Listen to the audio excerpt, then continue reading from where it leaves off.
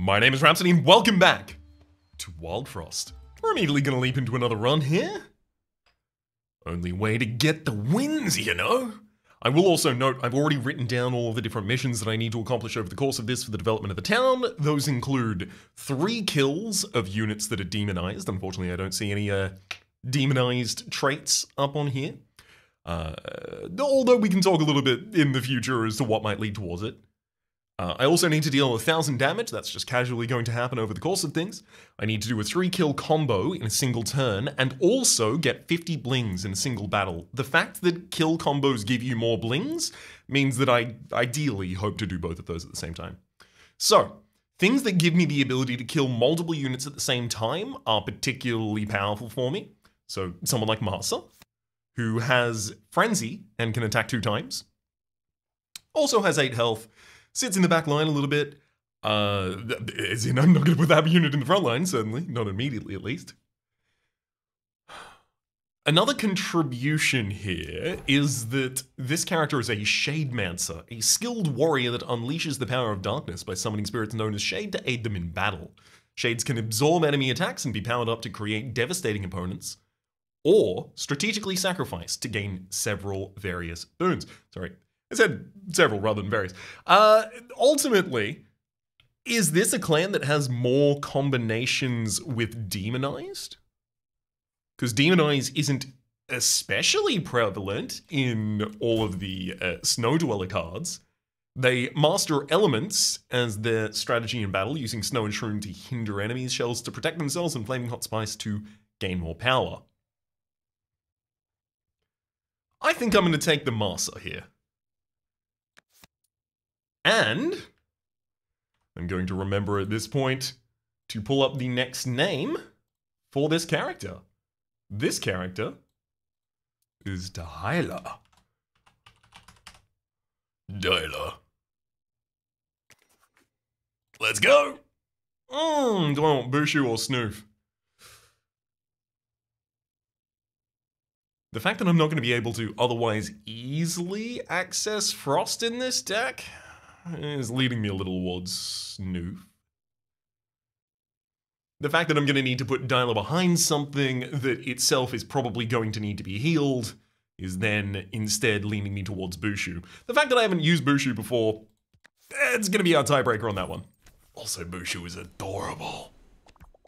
Not that Snoof isn't, but again, Bushu's adorable in a new kind of way, whereas Snoof is adorable in a familiar one. Now, did I ever actually end up reading the journal page that broke the game for us? Because if I didn't, I should probably leap over to that now. Where are we? Down here. Here we go. The Emperor's Shade. As we approached the eye of the storm, snarls and roars echoing through the icy winds, we encountered this otherworldly shade. Haunted creatures crowded under it as if they were under its thrall. This shade, it can possess not only inanimate objects, but actual living beings. Fighting it is hopeless. I must go back and warn the others. Do not approach it by any means. Our next journal page is about shades. So a little bit more about the Shademancer classes. Before the Wildfrost, shades were elusive shadow creatures known for their ability to possess objects. These rarely seen beings could occasionally be found in dark, cold places like shells and pots. After the Wildfrost, as the world grew colder and darker, shades became more powerful and more prevalent. They began to possess dangerous objects and animate them into monstrous opponents. A tribe known as the Shademancers found a way to harness the power of these creatures. Using uniquely crafted masks, they were able to turn them into reliable allies. Let's see how that functions in our first battle here.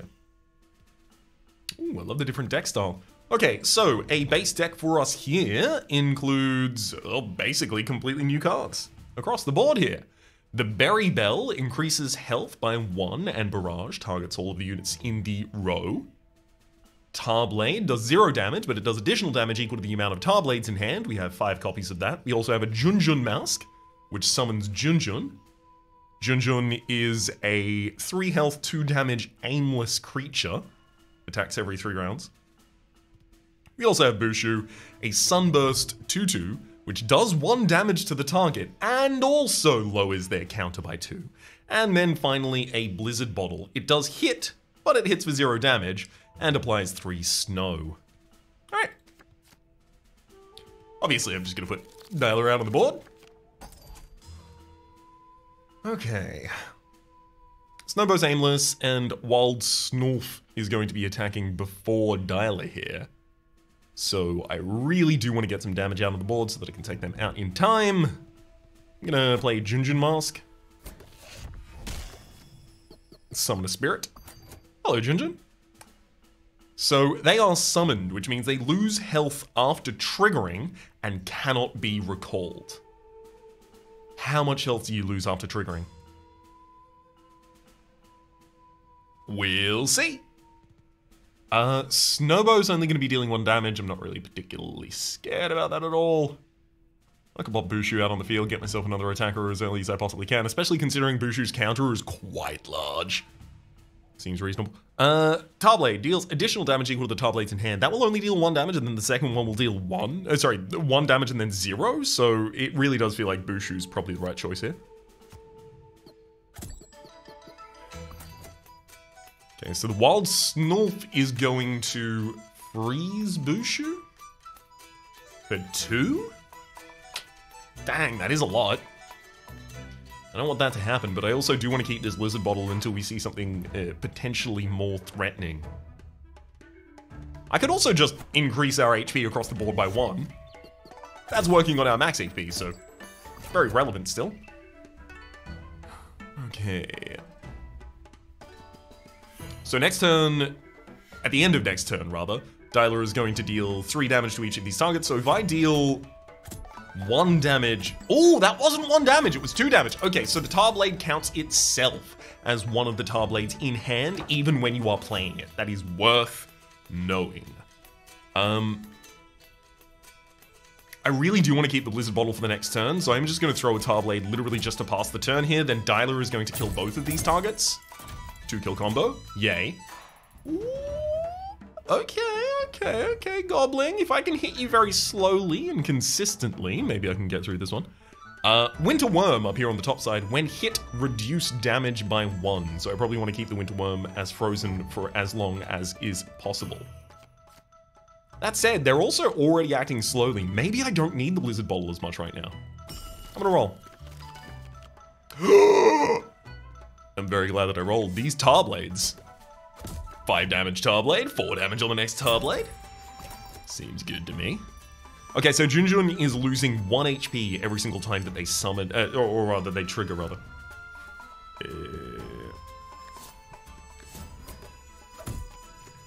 Get him with the blades.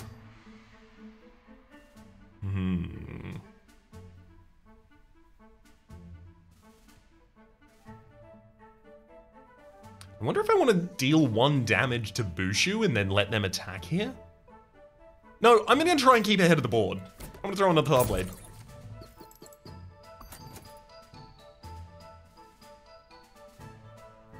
Then I'm going to use the Sunburst 2/2 on Dialar to get a kill on the Gobbling. We draw out the Snow Knight. Whenever anything is snowed, gain 1 damage, and there is no ability on board to snow a target. Redraw here would get us the ability to resummon Junjun. I'd love to see that. Get another unit out on board. Snow Knight itself.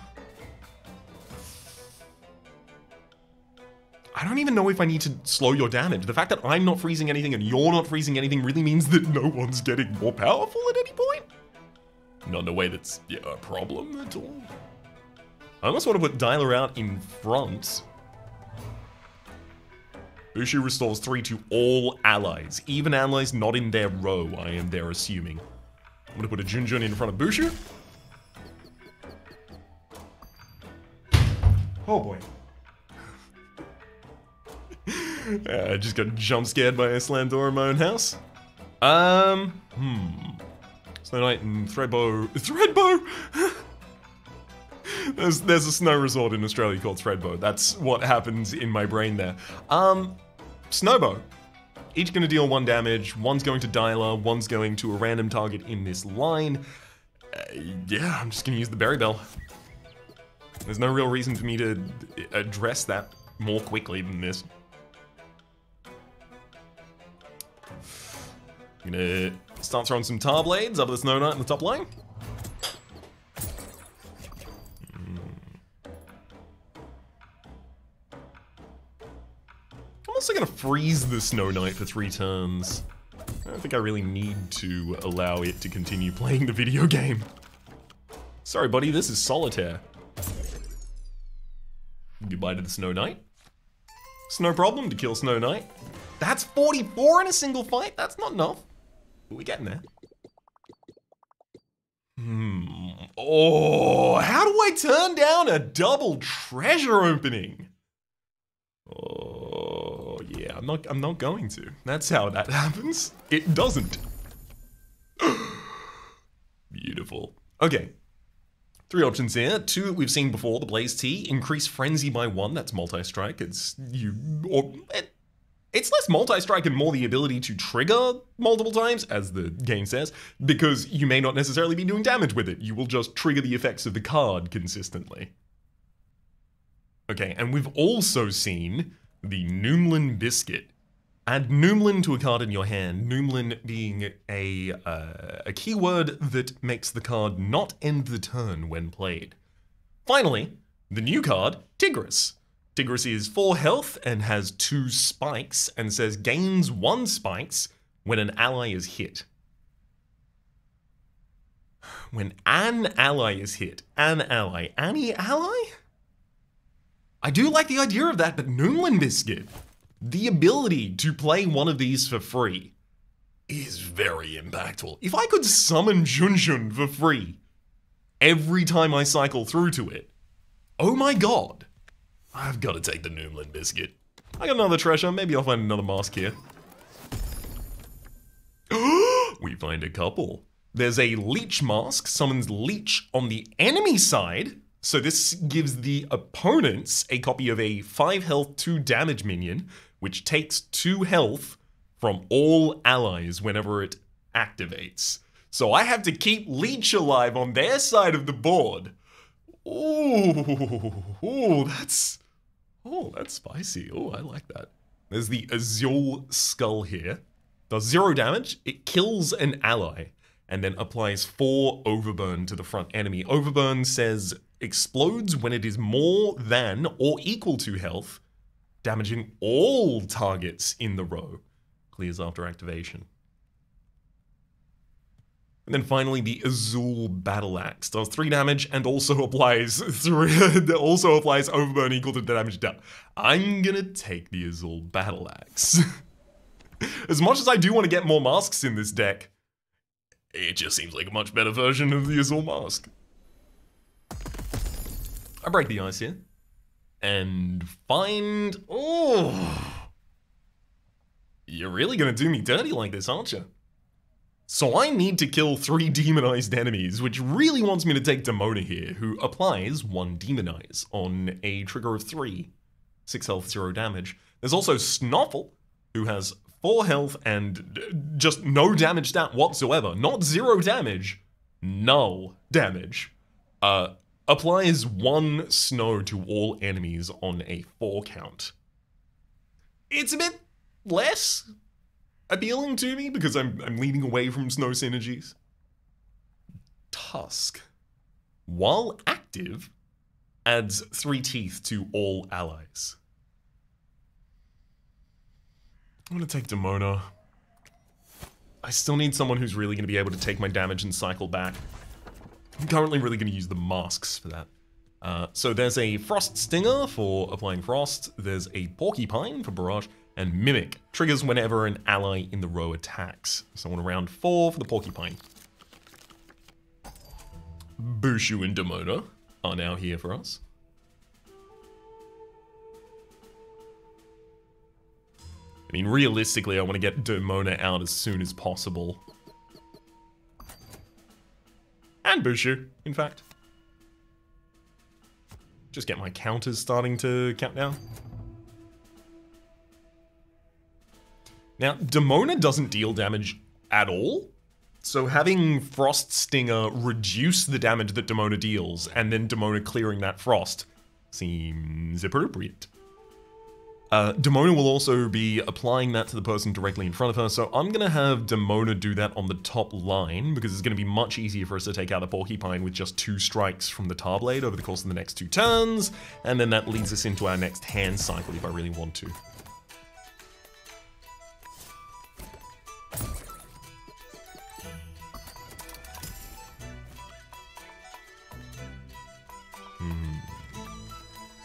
If I rolled and got the Azul Blade, I would be able to kill the Frost Stinger on the top line with its Demonize.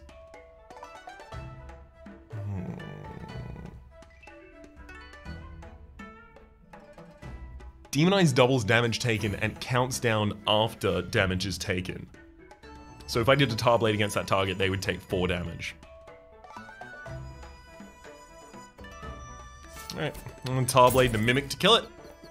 And then Doiler kills that target. Okay, that's interesting. Right, of course, because the first strike did 6. The second one could have done 3 and still cleared the target off field.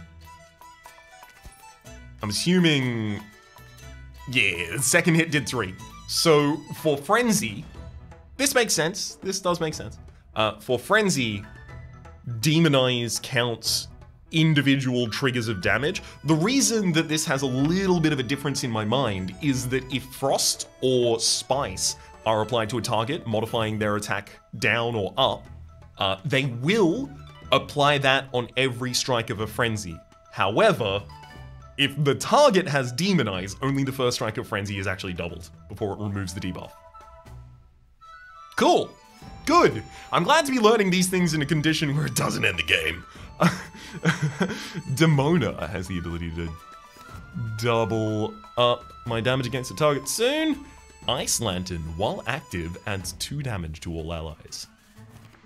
I could easily throw a Tar Blade just to get rid of that target off the field. And I will. So I did it. And it's been done now.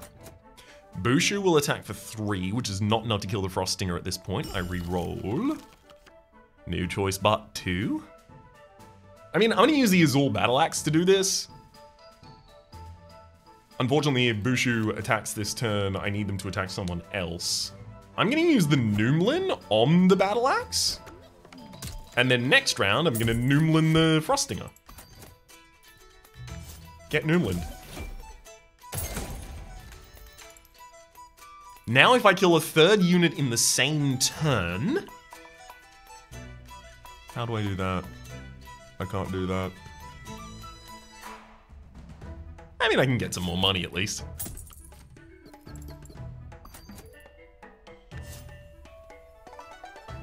I'm gonna hit it for 0 damage and get some more money out of it, as well as keep it on the field for a while longer.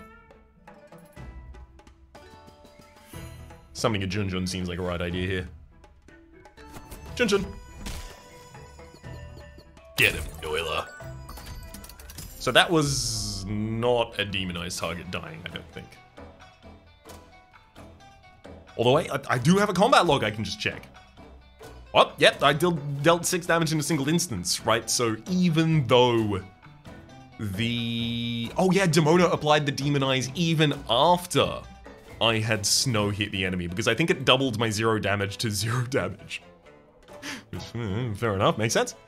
Ringer, when hit, apply 2 Frost to a random enemy. Don't love that. It makes you much more of a priority to remove with spells. Okay. Very well for the increased +1 health to all characters on field right now. It feels underwhelming at best.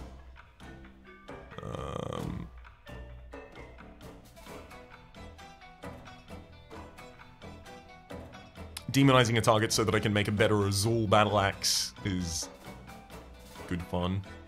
Oh, actually, it's very good fun. I'm going to Sunburst Demona to apply Demonize here. And then the next turn, I'll use the Azul Battle Axe to deal 6 and 6 Overburn to that target.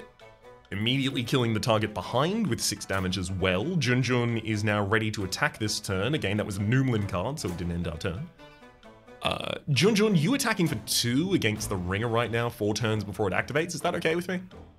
Yeah, that's okay with me. Do I want to play each of these tar blades? Yep. I just mentioned how important it is I do spells.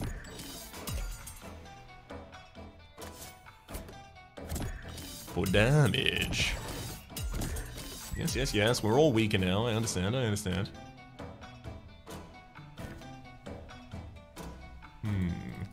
an important and very specific target of ours kills her. I'm actually gonna reload my hand right now.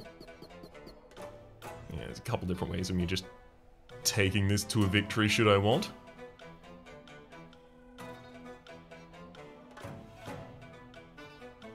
I'm gonna freeze the enemy.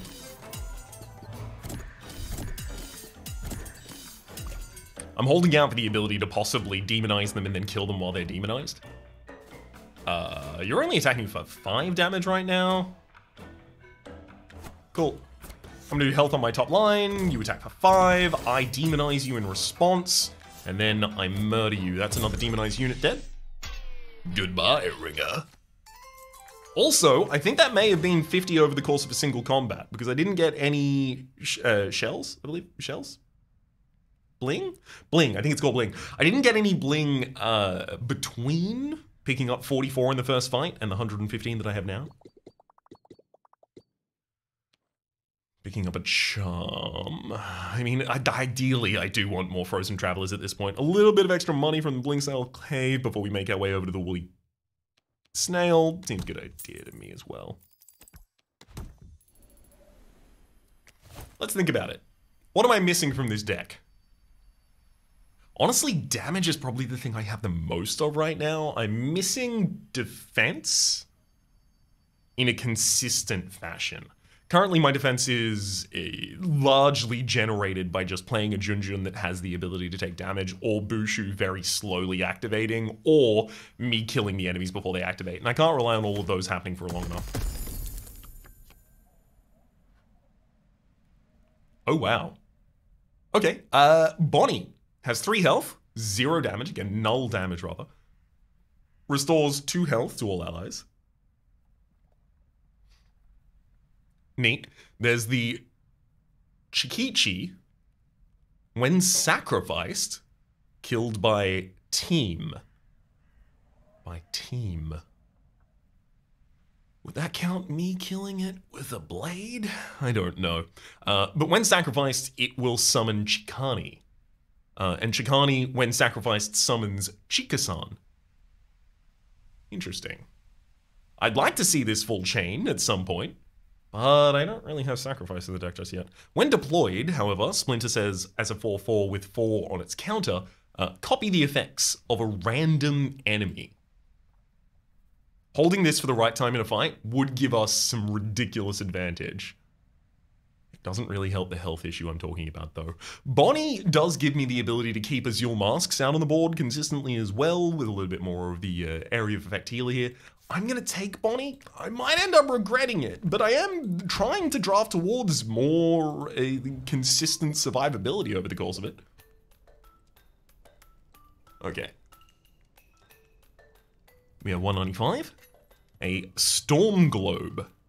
Applies Force Snow, does 0 damage, and reduces by 1 when played. Pretty good, pretty good. There's a Shade Wisp. Summon a copy of an enemy on your side with 1 health. Does that refer to 1 maximum health or 1 current health? Because health in this game has been defined by whether or not it says restore or increase. Right? The same symbol is used for max health and current health otherwise. So, I'm not entirely sure what happened there. Fallow Mask. Barrage. Does 2 damage to everyone in the line, obviously, with a barrage. On a counter of 4. Has 8 health. That's a lot of health. Do I put Fallows in the front line? There's also a Pom Mask. Summon Pom on the enemy side. On the enemy side, it says, while active, add barrage to all enemies.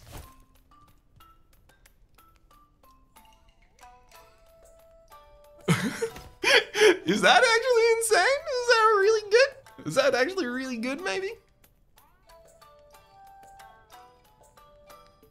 Pom will die quite quickly is probably the largest problem out of this.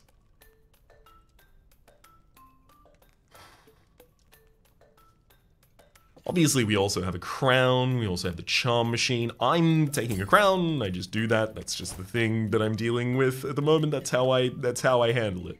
Demona needs to go out on the field. Very good for protecting against early damage and not really caring about enemy debuffs. Excuse me? Second charm also only costs 50. Oh, the first charm. Yikes. Yeah, I'm always gonna get a charm here. I thought I'd just gotten a charm. No, it was the crown. A charming crown. Snowball charm. Apply a frost. Interesting. Let's have a look at what this could do for my equip now. Realistically, Dyla could use this pretty well. Right? The ability to apply 2 frost. There's also Demona, who has the ability to apply it every 3 rounds, which is pretty quick, as we're, feeling. Dyla's often scoring killing blows at the moment, but that may not persist into the future as the enemies get more and more health. This costs 70. I was told recently that apparently there's a mechanic in this game of the shopkeeper getting annoyed at you if you try and buy something that you can't otherwise buy, and being like, fine, have it, but I'm taking all of your money. You can't afford that. You can't afford that. You can't afford that. You can't afford that. You can't afford that. You can't afford that. You can't afford that. It's possible it's only for 1 gold though. 1 bling, rather. Because it was mentioned in the scenario where I had 69 and was trying to buy something that had 70 as its cost. Okay, without that, however, I could buy Fallow and the Storm Globe. That's like the largest immediate add to the deck. Gives me a barrage target in the deck, which I still don't really care about. I don't increase damage effectively. Very effectively, at least.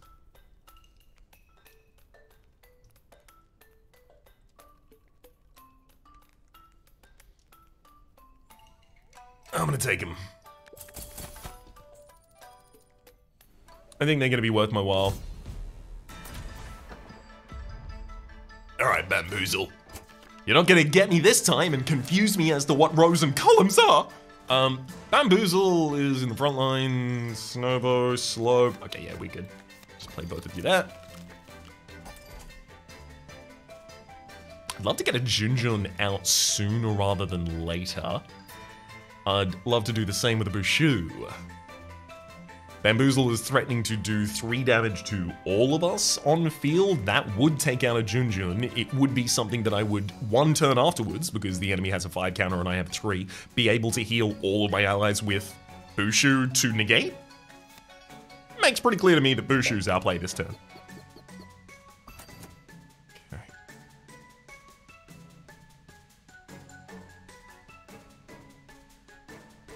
How much forward planning do I need to do right now? Because this is a boss fight, right? So I am actually going to want Berry Bell played consistently over the course of this fight. That's going to give us a relatively large bonus. It's also worth noting, Snowbow is going to target a random target on the field every 2 turns here. So if it ever hits Bushu, Bamboozle then kills Bushu. Junjun comes out and is aimless at a round of 3. Aimless at a round of 3. Only has 3 health immediately. Well, dies to Bamboozle after activating. Nah, it's Berry Bell. That's a classic Berry Bell situation right there. I think I'm gonna hit the Azul Battle Axe on Bamboozle next turn after they have a Demonize, doing 6 damage and setting them to 6 Overburn. They'll also have 12 health, so I only need to do 6 more damage after that. So I'm going to start decreasing the attack stat of Winterworm by hitting it with some Tar Blades here.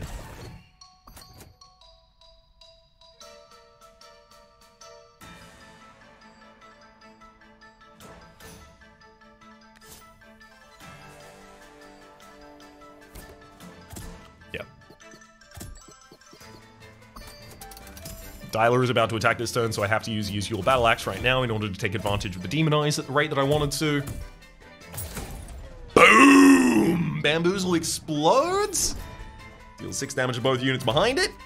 Winterworm barely has any health remaining. I am going to probably redraw right now, if I had to guess. Oh, I can't even make anything Noomlin right now. I've got to kill the Winterworm right now. Yeah, that obviously means I need to draw into some damage.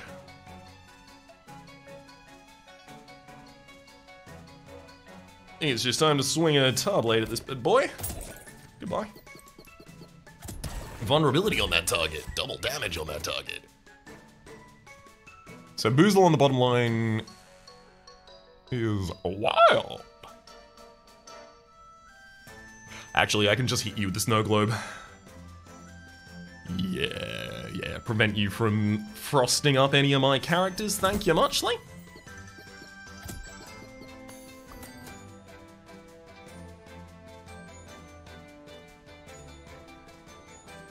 I would love, capital L love, to be able to apply this Noomlin Biscuit to a useful target, but it's just not here right now.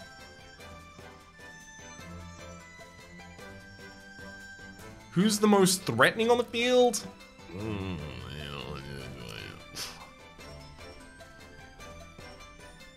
No one? Is no one the right answer?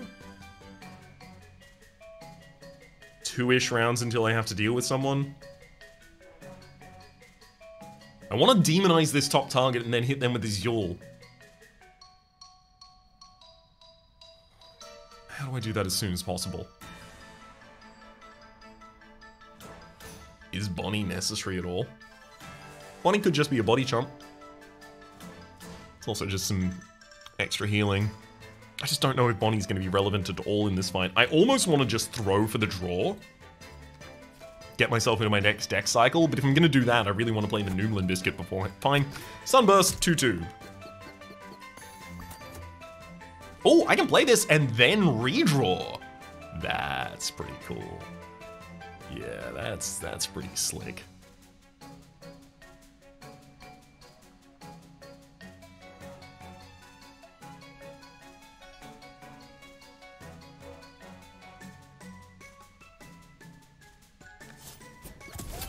Make Dialer attack. Nah. Oh, what? Okay, so the redraw bell is not recharged by playing a card. It is recharged by ending a turn. Got it. That's unfortunate. Got it, though. I'm gonna use the Tar Blade to try and lower the damage effect of the Winterworm ongoing. Redraw. Oh, that is not the hand that I wanted. Oh boy. Thankfully we do have a Blizzard Bottle, so it's not going to be that bad. I'm going to use the Tar Blade to kill the line on the top. That's another Demonized target dead. Yeah, Winterworm is really the problem here. Boozle is going to get a double freeze on Demona. I'm just going to have to let that happen unless I want this Winterworm to screw my entire life up. And I can do that myself, thank you very much. Get frozen.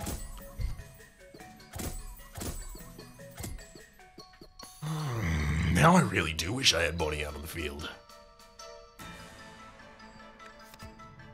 So I'll play her.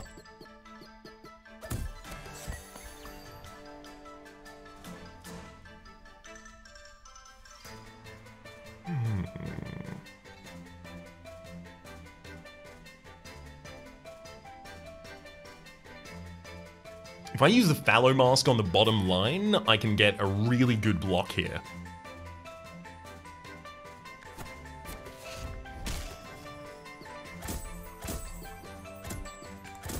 Eight health, incredible. Good work, buddy. I have my redraw available, and considering the power level of the rest of our deck, it is probably the right thing to do. I should also get a Demonize out on Boozle as quickly as I can here.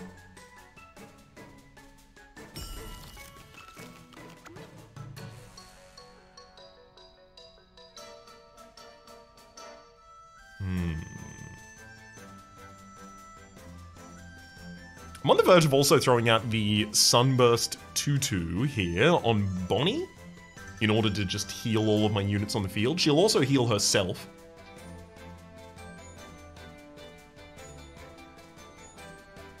Yeah.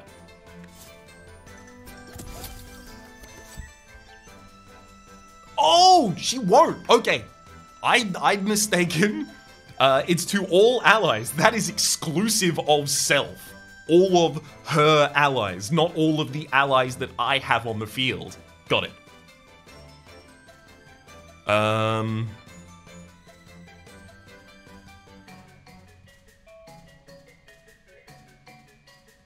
Storm Globe on this bottom line is not a problem. Keeps it safe and comfy for me for a bit. Use the Azul Battle Axe for 6 damage, and also setting this target perfectly. If I Tarblade this target now, it will kill Snowbow and Wild Snorf, and that will also end the fight. 3 kills in a single turn. So that's a 3-kill combo. Boom.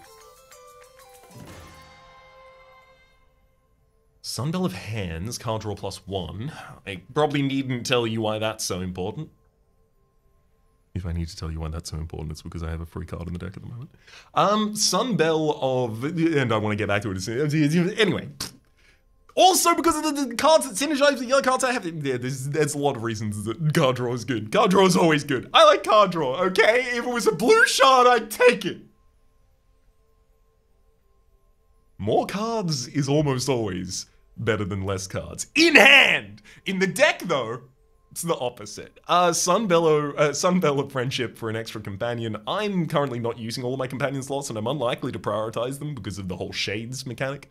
Sunbell of the Bell. After the hand, please.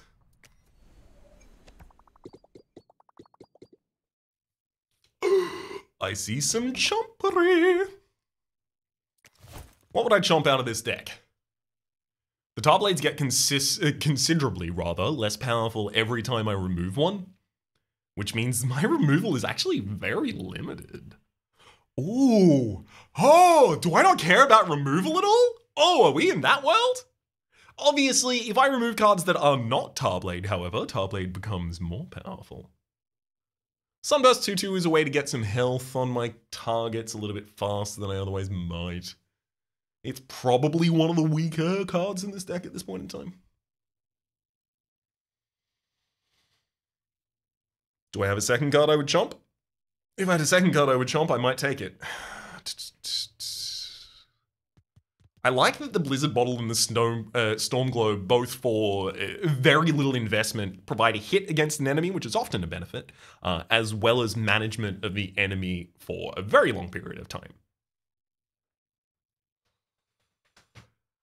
You know what? I'm not going to be removing a card from the deck. That's not what we do. Oh, but there's a shop down there as well! But I wouldn't be able to buy anything from the shop. I go north. Alright, Treasure, what do you got?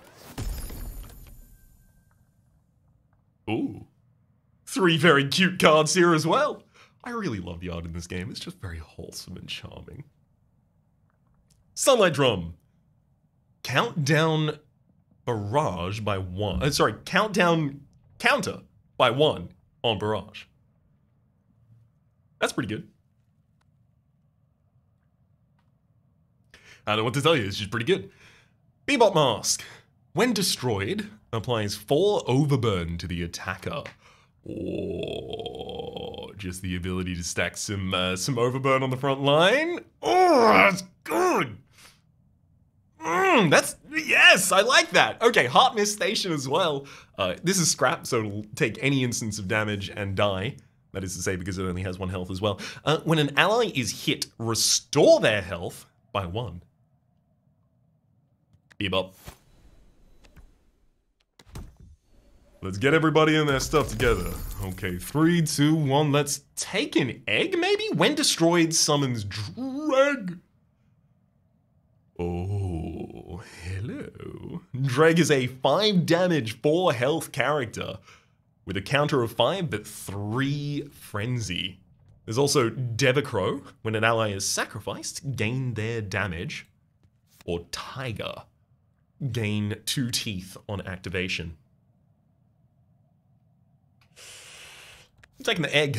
Hello, I'm Egg. I'll gladly join your team. Welcome, Egg. Okay, so Bushu's probably less relevant. Yeah. I'm gonna go get some money from the Lightsnail Caves. Also, a tip that was given to me on the first tip that was given to me in the first video by a couple of you, thank you very much as well for having done so, is that the crowns can be unattached from a character and provided to another one. So if I want to get Dreg out there to take damage as soon as possible, enemies aren't attacking immediately. Maybe that's not a good idea. Doubling our damage early. You know what? I'm putting it back on Demona, but ultimately the egg will end up getting one, theoretically. Snowball Charm. Dreg is not going to summon with the charm applied to them. We're getting closer and closer to me just putting the Snowball Charm on Doyla. We're getting so close, in fact, that I've done it. It could not be closer. I say that, and then, of course, immediately there is an enemy who will be attacking on turn 1 here in Makoko. Grog, when hit, reduce your countdown timer by 1. Got it. I mean, it's not really gonna matter where I go here right now.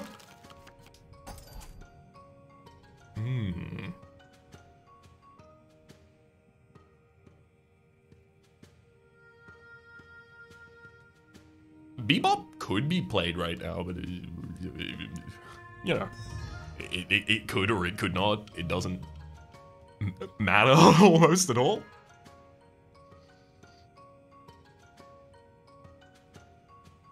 How slow do I want to make Grog? Is that ideal for me? Or do I just put out Fallow? I'll just pop out a Fallow.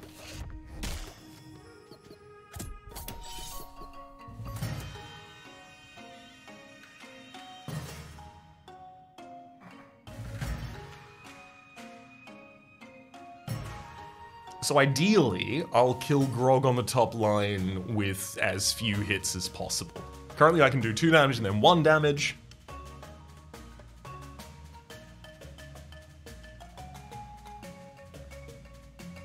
Another thing I could do is use my Sunburst 2/2 at the moment in order to apply my... to apply the Demonize as quickly as I possibly can. But then that doesn't really double any significant amount of damage coming out. If I use the Sunburst 2/2 on Doyla, then next turn Demona will Demonize, and then Dyla will do 6 and then 3 damage, which is 2 instances against Grog, leaving them vulnerable to dying to a single instance of 3. Pretty accomplishable. Okay.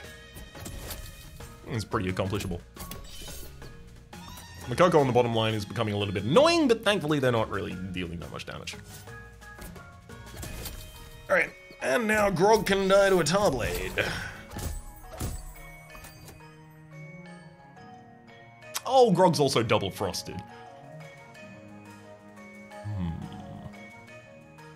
Might be time to get the Bebop mask out.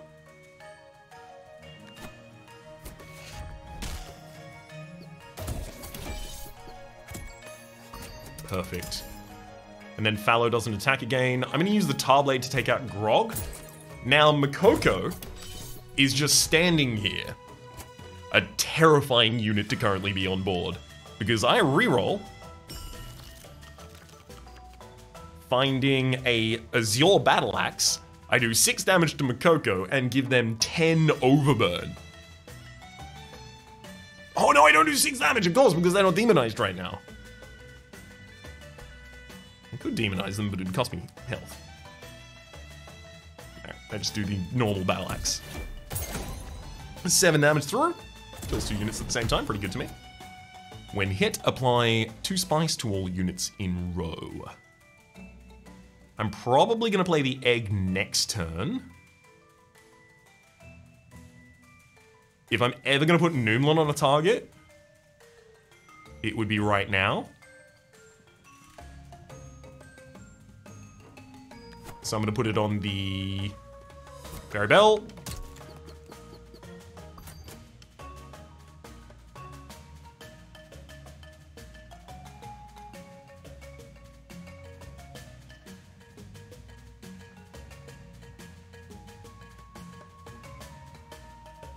And then play the egg.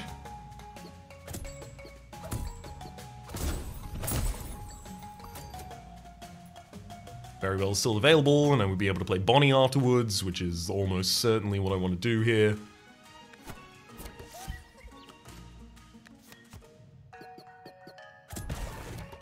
Demonize that Pepper Witch. So if I reroll now, I could access sooner rather than later my next Azul Blade, which I think is probably the right play. Even if I don't get to it, I'm getting closer to it.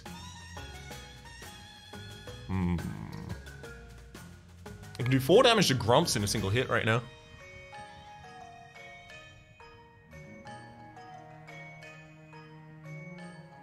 Part of what I'm dealing with is ultimately I would like to set people up for the Azul Battle Axe to do a lot of work. And I guess that's probably best done by attacking Grumps right now. Welcome, King Moko. When hit, apply 3 spice to everyone in battle.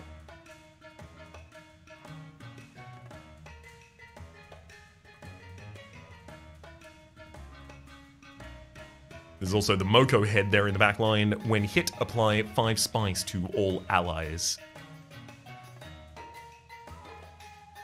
I should take out Grumps.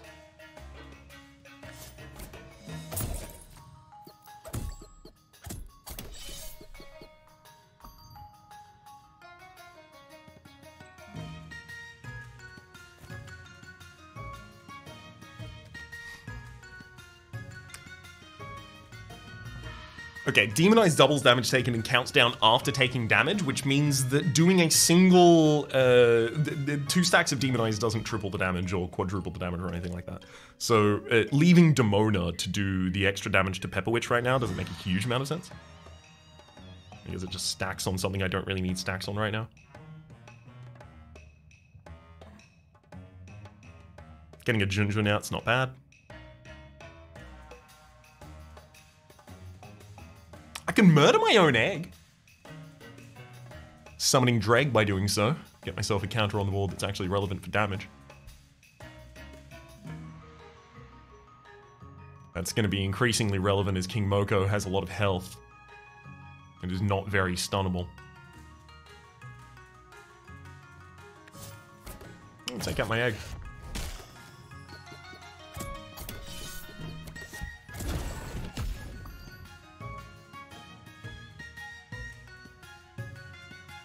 Makoko's dealing 6 right now. Not 6, sorry, 4.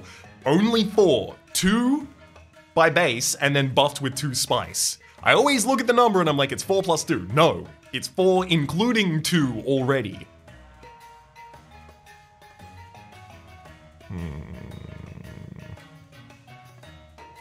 Me trying to make sure that I don't do something very dumb and just suddenly lose. Hey, it's worth the investment in time, I gotta say. I do want to put Jinjin on the bottom line now. Honestly, it's just to draw me to my X cards, though.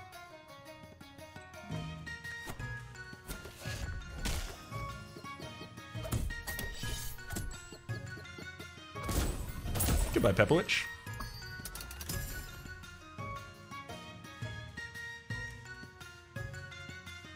Makoko attacking again this turn is pretty bad. Gonna hit him with a Storm Globe. Buy myself enough time to kill him easily. I'm about to go pretty far past my Frost. But I do need to cycle as quickly as possible for the sake of possibly saving ourselves from King Moko in the future. Okay, Berry Bell on the top line. Then a Bebop Mask. Pop that on the bottom line for blocking. Oh wait, you have 5 Frenzy with that damage? Ah.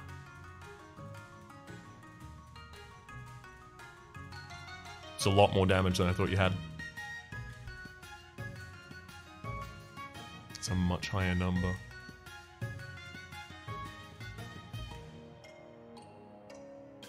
Thought I was supposed to kill everyone except for Moko first. It's not currently feeling that way.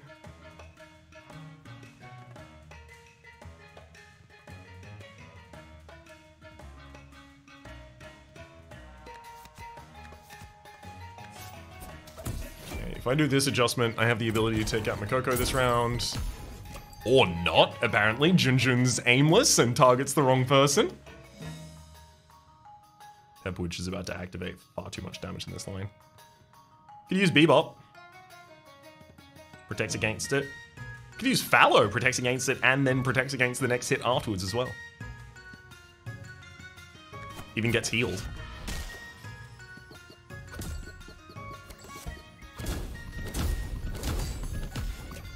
Wait!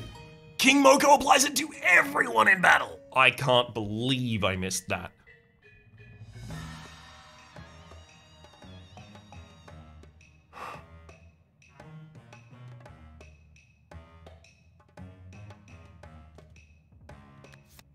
Okay, I'm gonna get Dialer to freeze King Moko this round, as well as give us all ridiculous buffs again.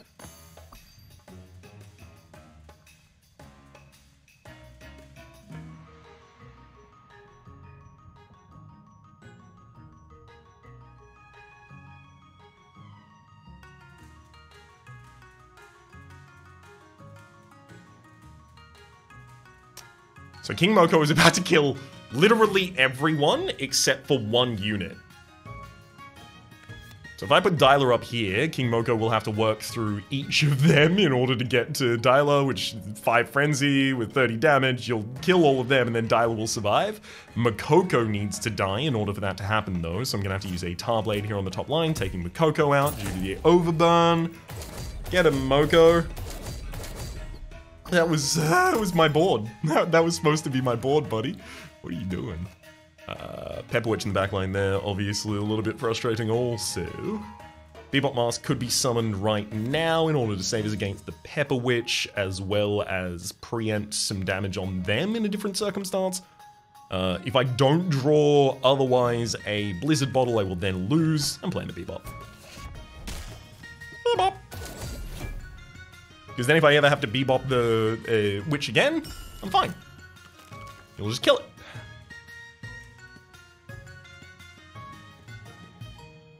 Speaking of just kill it, Tar Blade will do that.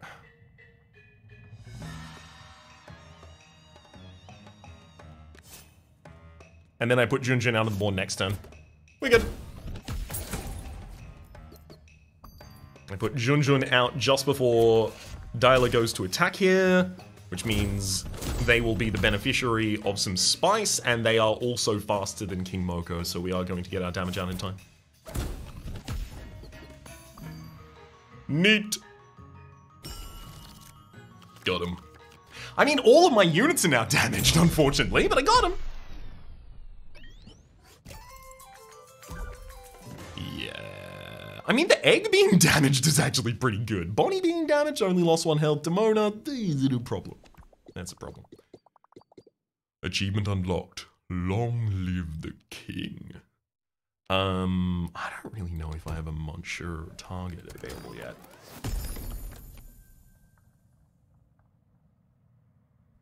Interesting. Yeti Skull, kill an ally. So that's a sacrifice. Apply 3 snow to the enemies in a row. Man, that would get me like a real big advantage played on turn 1 on an egg. Snowcake, apply 12 snow and consume. There's also the Sheep Hopper mask. Summon a Sheep Hopper on the opponent's side. When destroyed, deal 8 damage to allies in row. Obviously, unfortunately, this takes up one of the spots in the row, so it's only going to be 2 targets. But it does clear them. I'm gonna take the Yeti Skull.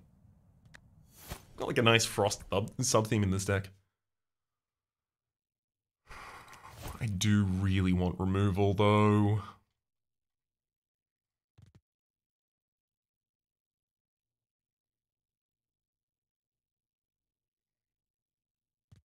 Maybe I don't need Junjun.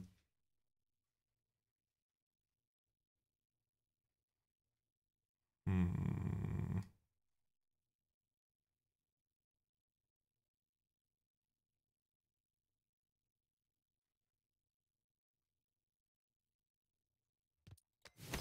actually almost leaning towards starting to remove the blades.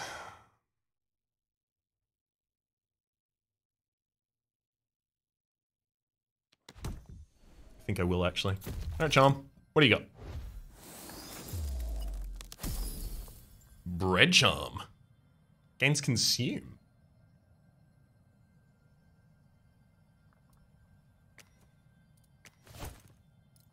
What do I want to consume?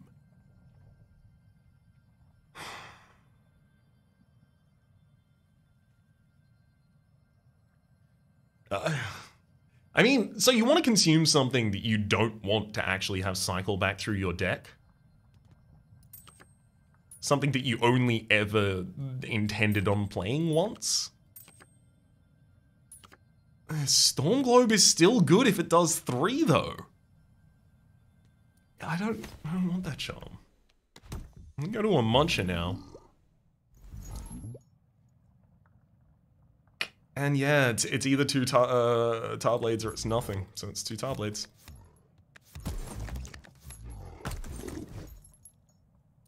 Harsh decision to make, and I know that I am going to have to supplement this with my own damage. I'm very much hoping that Dreg and Demonize and Overburn and things like that manage to pull us across the line in the meantime, and I'm going to continually look for more damage after that. Marrow, Smog, and Grumble. Will active apply aimless to all enemies.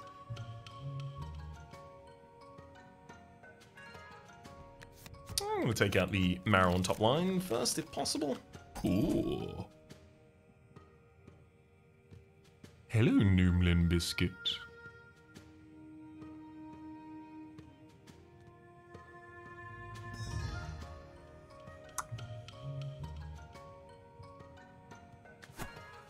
Has to be the Noomlin Biscuit first, I believe. I'm going to make Fallow easy to summon. So Valo's on the bottom line here, I can just block for 2 with that. This will also now give me the ability to get Bonnie out pretty easily, to start healing our allies, because many of them are injured. So Demona is now going to apply double damage to Marrow.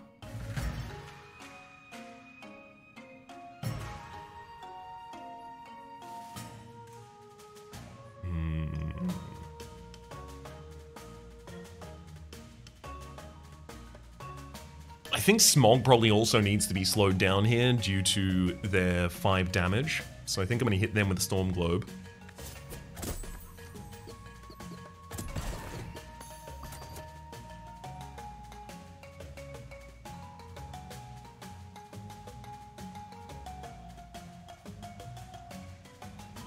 Also going to throw a Blizzard Bottle against Marrow in the top line.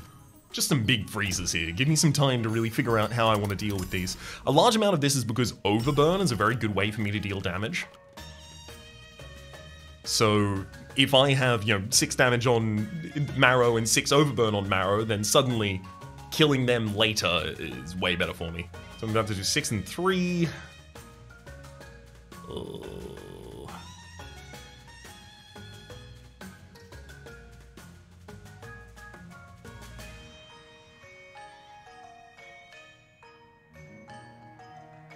Maybe I need to put Doiler on the bottom line so that I don't hit Marrow this turn. Because I want to hit Marrow with the Uzul Battle Axe. Setting up for anything that gets summoned in the next wave.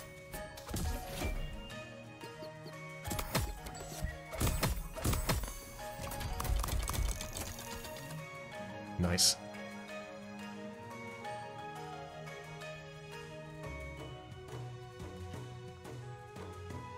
So Grumble will hit our front line, taking out Fallow, which is obviously completely fine by me.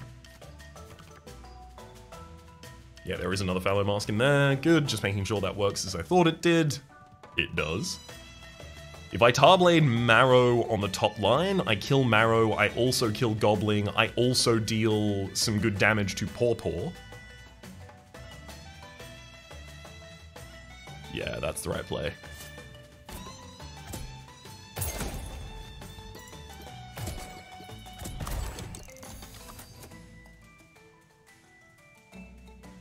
Got Demonize on that top line again here.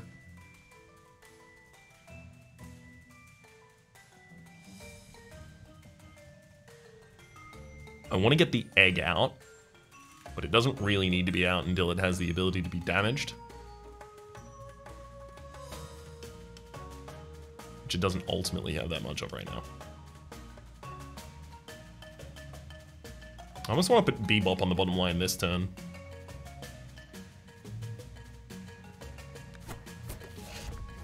Sure. So Bebop will give 4 Overburn to Grumble.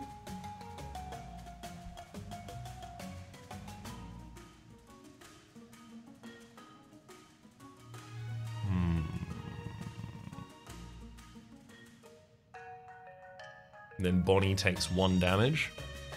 Bonnie, you don't need to take any damage. I'm gonna go for a Berry Bell up here on the top line.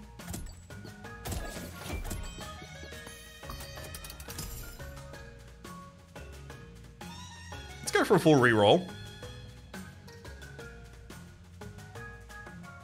Especially with the aimlessness on board, it's entirely possible Dyla would just die if I attack the wrong targets. Fallow's back. He's a jolly good fellow. Bomb out on their board.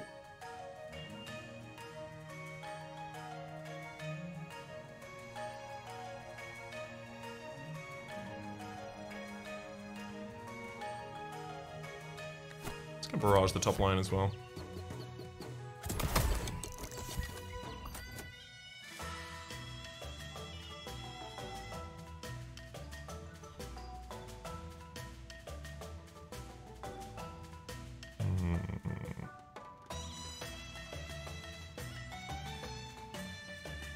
The resummon right now is about to be pretty minimal. Oh, right, sorry. 2 spaces on board exist for the pre-summon to happen.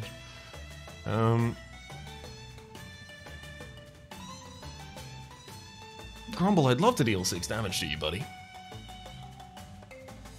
If I had a way of guaranteeing that I would leap into the sky at the opportunity. Pawpaw's up there on the top line. Possibility of using Pawpaw to deal a lot of damage soon with the usual Battle Axe. Not soon, but soonish.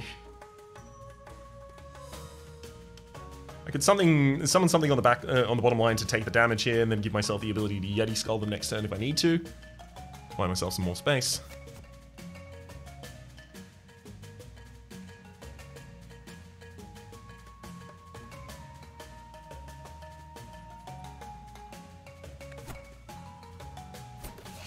Let's summon Junjun.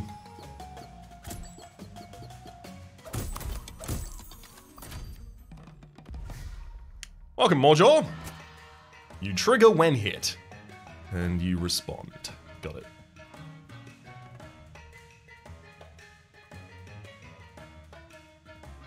So Pawpaw is going to strike for 1 damage against nothing.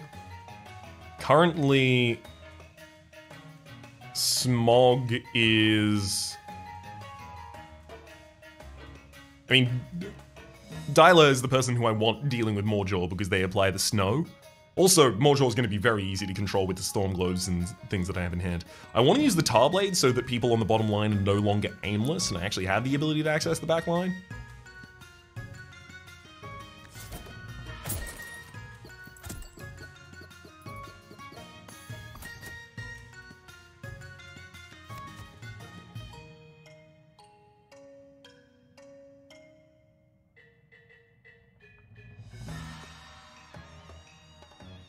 You know, I think what I really want here is Junjun murdering Pawpaw on the top line. Junjun will also die to that attack, but that's fine.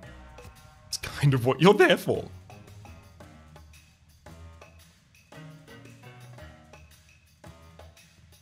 And if Demona goes ahead of Grumble, Demona will take a lot of damage. More damage than I want Demona to take. Okay, I'm gonna start preparing to deal with Morjaw, and I'm gonna do so by getting a Storm Globe out on the top line.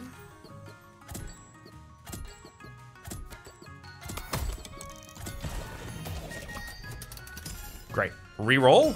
Draws hopefully into Azir. There's the Azir Battle Blade I was looking for. So if I play the Azure on the bottom, it will just kill both Grumble and the Pawpaw immediately, which should be nice. If I did it on the top line, it only does the Pawpaw, deals 6 damage to each of the other targets though.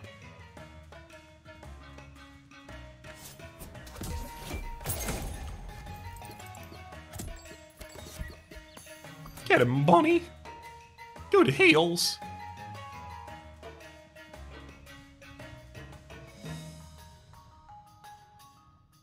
I need to work my way through the backline on that top as soon as possible. Tarblade does give me the ability to kill Pawpaw before its action this round, then reveals Dialer to be able to attack Morjaw later, so that's definitely the way I'm leaning.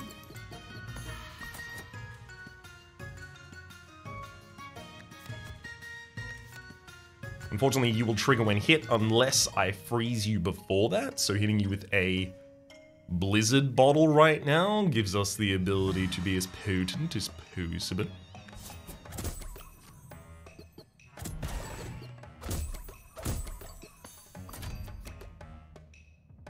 We become aimless again. Not so worried about that.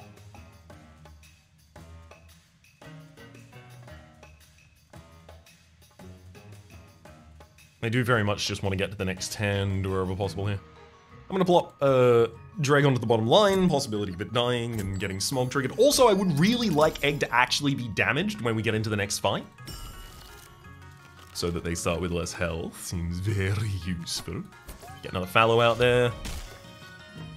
So what, I've summoned 3 Fallows over the course of this. I used 1 to make one of those action neutral. So what, I'm 2 actions ahead after this many cycles?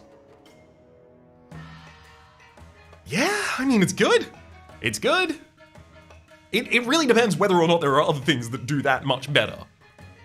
Or, you know, how much more I can accomplish with that kind of a system.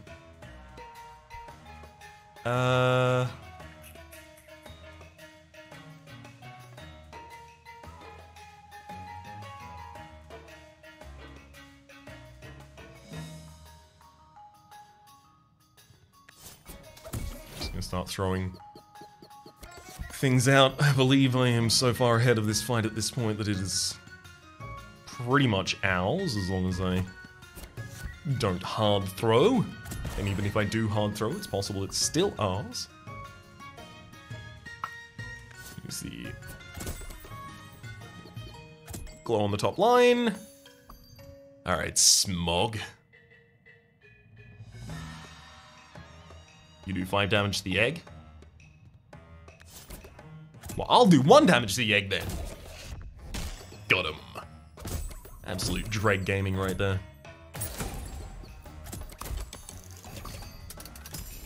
Now on this top line, we will injure, or rather we will apply Demonize.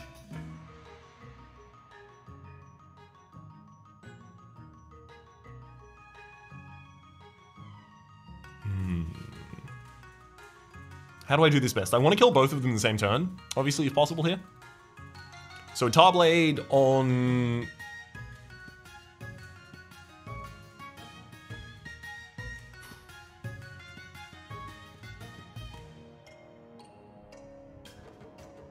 So Tarblade is 6 damage, and then... Or rather, Azul is 6 damage, 3 and then reduction of max HP by 3 effectively. And then Tarblade is 3 as well, so I would be able to throw the Azul and then the Tarblade against the backline next turn. That then would have a demonized target in the front line, who takes 6. It's not enough.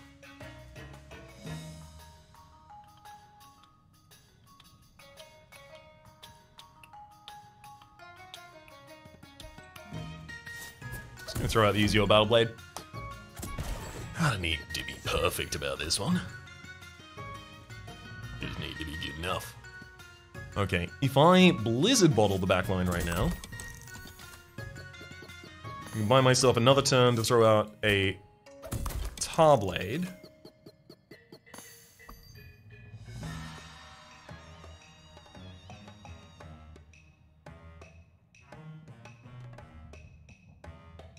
Nope, that's not gonna make it much better.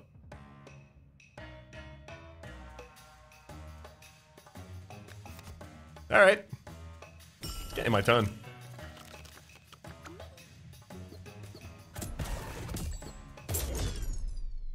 That's the only way I'm killing multiple at the same time, because then the frenzy goes off. It worked! Injuries, the egg, that's exactly what we wanted to see. Oh, Bonnie and Demona are both recovered. Excelente. Let's go to the Blight Snail Cave. I mean, now that I've started committing to removing, it only makes sense to continue for both of the, well, 2 of the remaining Tarblades. If I get 1 more removal past this point, it's going to be Tarblade and something else. I know the Tarblades are good. I know the base cards in the base deck are good. I know they are worth using. Let me see what happens if I remove some Tarblades from the deck and provide the damage in other ways for myself. Azul's Candle. Double the target's overkill. That's very powerful. Oh boy, is that powerful. There's Shade Clay here as well. Make a copy of an item in your hand and consume. So if I gave something Noomlin and then I Shade Clayed it, I would have 2 Noomlin cards in the deck. That's not bad, but it is kind of narrow. That's to its targeting. I mean, I really want the Azul's Candle. I love the idea of trying to build around that. I'm gonna take my crown, pop that bad boy on an egg. I love that being my opening.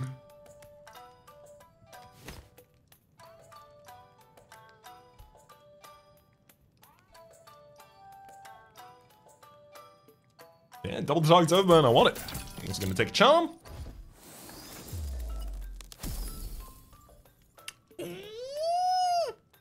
Goat charm. Demonize. Doubles damage taken. Okay. The thing is, if I put it on Dialer, Dialer's like applying it and then using the first stack of it in the next hit, so it's 3 and then 9. I kind of like the idea of putting it on Demona, giving them the ability to apply double Demonize at the same time.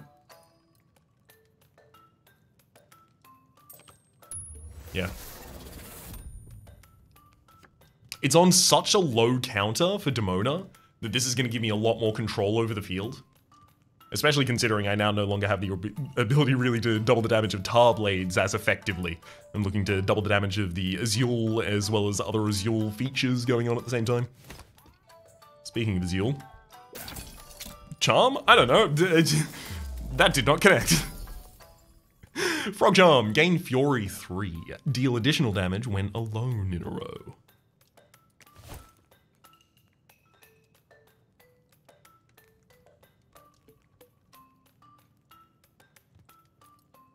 I'm gonna put that on Dialer because it's the only unit that can actually utilize it to any reasonable extent, but it's entirely possible that Dialer does.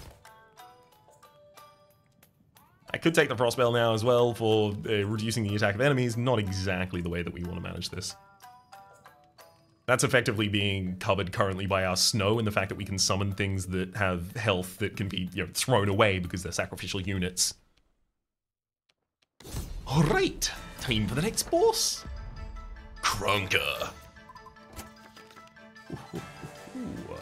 Hey, buddy.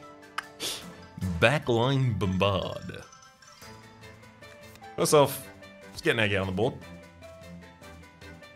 You're gonna deal 8 damage when you do that. I don't like that. I don't like that at all. Oh, I guess that's actually fine, because Dialer can go on their own board here. Beauty. Okay.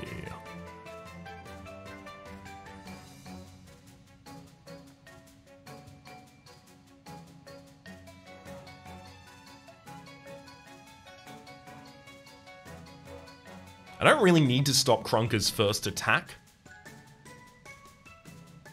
Unless I want to use the Yeti Skull very quickly on. Take out the egg, immediately summon Dreg, freeze through, have Dreg on board.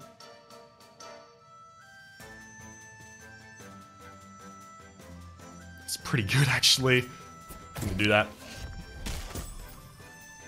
Hey, Dreg. Good to see you, buddy. Okay, Grink here on the bottom line is going to apply 2 reduction in damage. I'm going to respond with an attack for 4 and then 4 with Dialer after I get my attack off.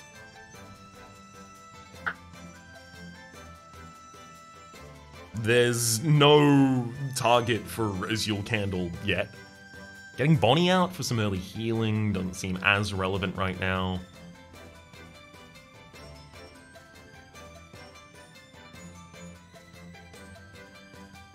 Demona to apply 2 weakness to Spuncher would then give Greg the ability to kill Spuncher in 2 attacks. Greg can already kill Spuncher in 2 attacks, in fact, with only 1 Demonize. Doesn't even need the Demonize to go off right now.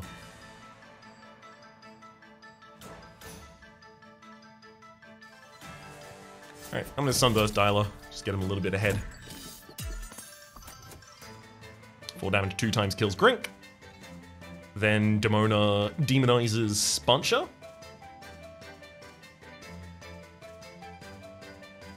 Which is good, we don't want to demonize Kronker in the back line. They've been through a lot.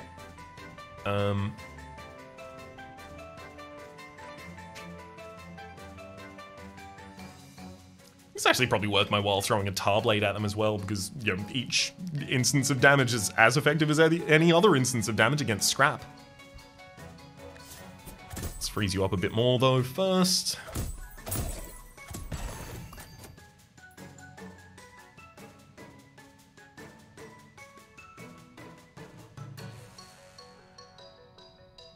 Yeah, I'm going for it.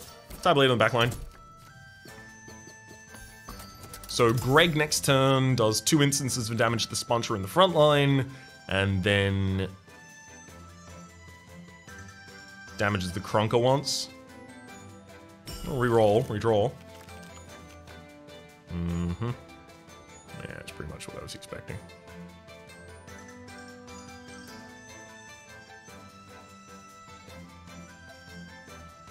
I'm changing how I'm playing. I'm gonna put Demona and Dreg now both on the bottom line. So back line says deploys to the back of the row. However, this row is clear right up until Krunker, so I think Dreg here is going to attack Krunker 3 times. And I think here I'm going to have the ability to use the Azure Battle Axe to deal 6 to, there we go, the overcost there. And then we get a resummon. Annoyingly, Spuncher is in line only with Scrap. So it significantly reduces the effectiveness of what I was about to do, which was just Azure Candle Spuncher in order to take out an entire line of enemies.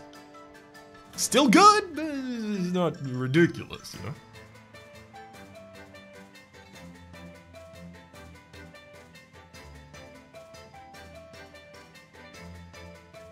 Frontline and smackback on Spike Wall as well.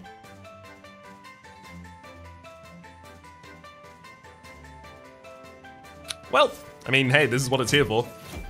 Boom! Dang, Scrap. Alright, Grink is gonna try and make Die a little less powerful.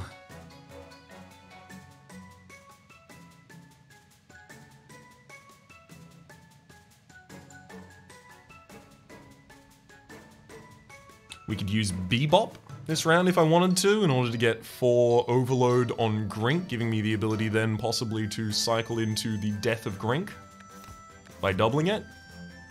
I'll try that.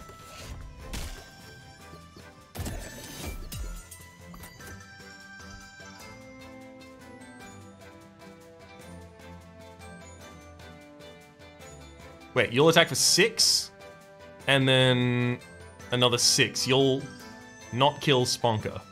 No, wait, you'll attack for 12, and then another 12. If you are attacking alone on this line. So that takes out Spuncher. After Spuncher has themselves attacked, though.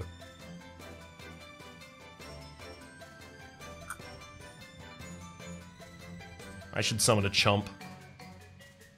I'm gonna Chump with Fallow. Boom. Wait, what? What? Oh, Dyla was no longer alone on the field, which is why the Fury... Yeah, that makes sense. That makes sense.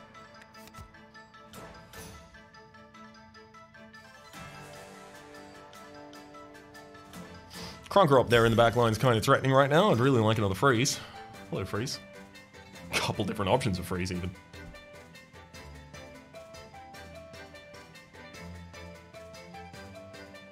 That said, Krunker is currently only threatening to kill my summons. How bad is that?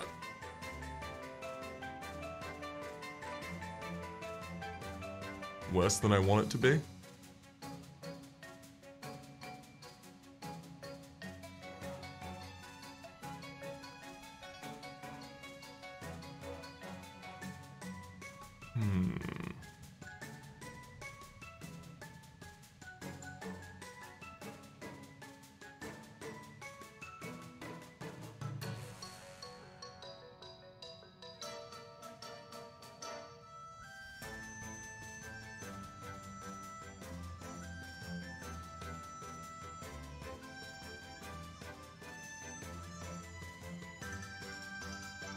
I can almost kill Krunker this turn as well. It's kind of one of the terrifyingly sad parts of this. So, like, if I now Sunburst Dreg, Dreg would murder Sponcher, attack Grink, which also murders Grink, and then deals overburn damage to the backline. 1 damage to the backline already done, I only need 2 more instances. Then Dreg does 1 more instance of damage, and then the turn ends. This is not the way I want that one to go.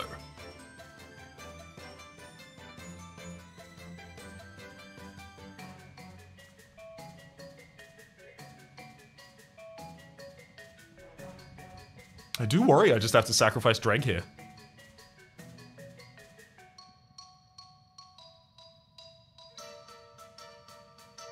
Although, I say all of this, but there's an obvious solution, which is just freeze Krunker again.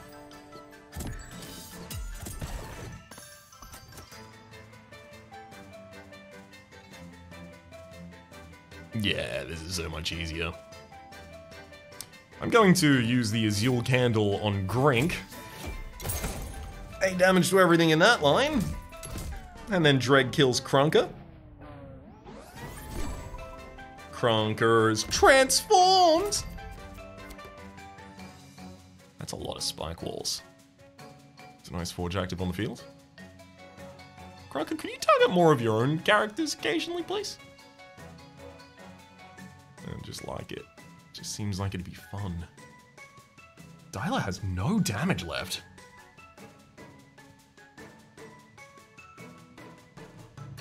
Oh, right, of course, the Ice Forge adds +3 to all of them and -3 to all of us.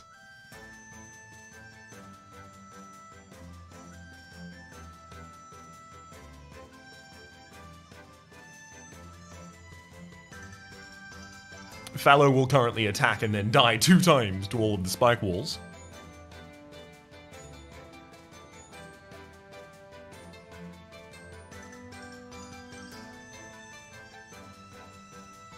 However, what if I froze everyone on that top line? Just pop the Yeti Skull on Fallow, giving my future units the ability to actually attack the spike wall. Would also freeze Krunker in the back line, albeit not for very long.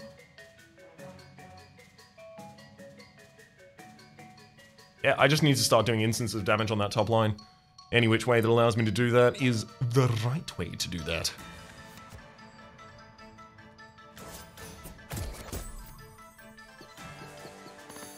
So them being frozen now prevents them from triggering their reaction.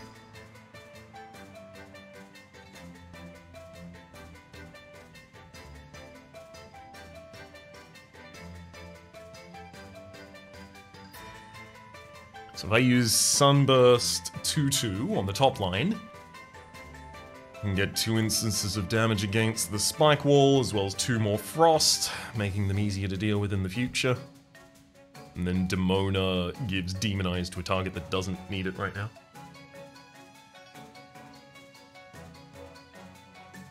Another alternative would be putting Dyla on the bottom line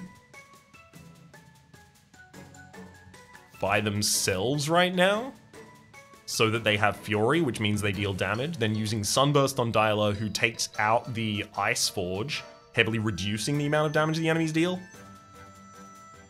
I'd love Demona to be on the same line as well, so that Demona's not affecting something else, but Demona doesn't really have the ability to do that right now, because Dyla needs to be alone.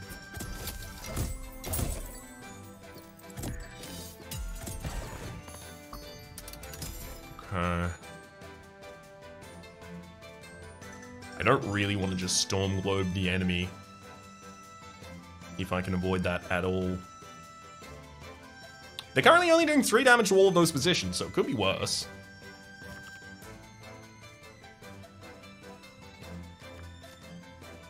I'm just not that good at doing instances of damage.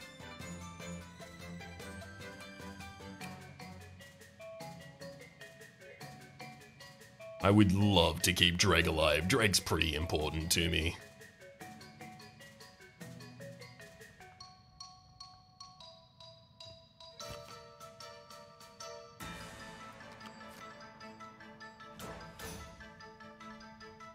I think I do need to put Bonnie out for additional health here.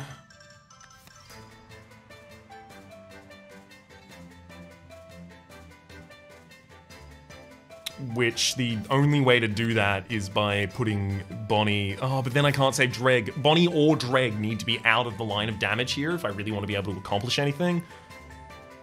I can't imagine the world where I just Storm Globe and have to deal with the fact that we're all one counter towards doom here. I draw these 6 cards next, so I know what I'm gonna have. Are these tools that help me win right now? Putting another Fallow out on the board is fine. It's not great, it's fine.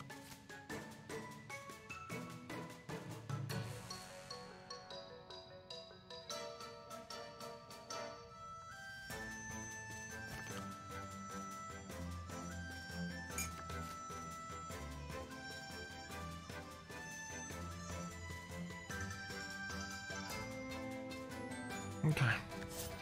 I have to freeze Krunker. Not what I wanted to do, but it is what we did.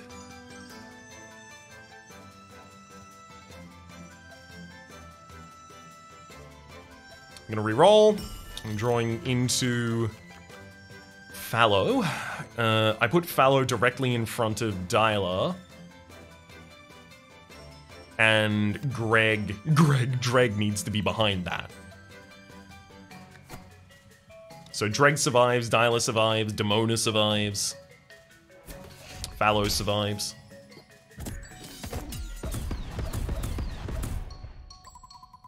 Not exceptionally. These are the spaces that are fine for me! Yay! Annoyingly here, Dreg is not capable of starting to deal damage to the smackback units on the top line.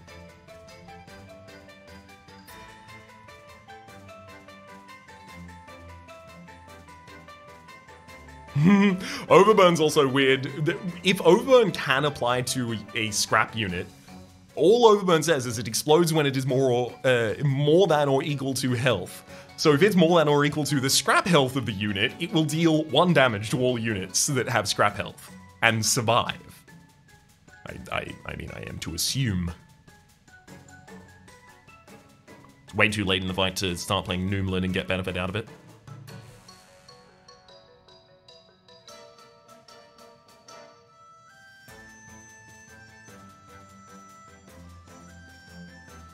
Two turns time until Krunker attacks.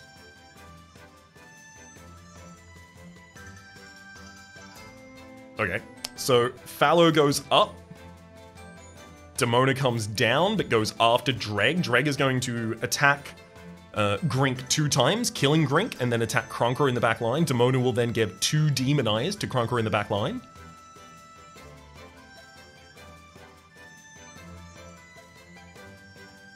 Or I could use the Azul Battle Axe on Grink this turn, dealing 3 damage and 3 Overburn. Then Dreg attacks, killing Grink in a single attack, and dealing 3 Overburns worth of damage to Krunker in the back line, taking him down to 39. And then another 2 instances of 5 damage, taking them down to 29. And then they'll have 2 instances as well of Demonize on them.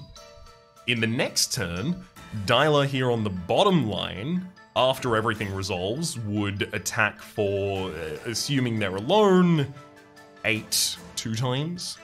as well as a freeze on Krunker. Yeah, I have the win in this way.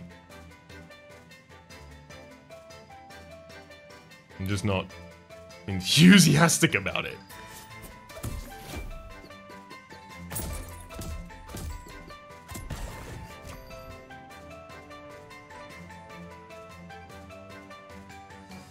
See here, so Krunker is now about to deal, 3 damage to everything except for me, anywhere. Berry Bell on the bottom line, give myself some extra health. Thank you, buddy. Oh! Oh, that's funny. Krunker actually hitting one of the spike walls, then dealt damage back to Krunker. Cool. Okay, so Fallow here is going to die instantly. If they try to attack, they are going to get smacked back straight into hell.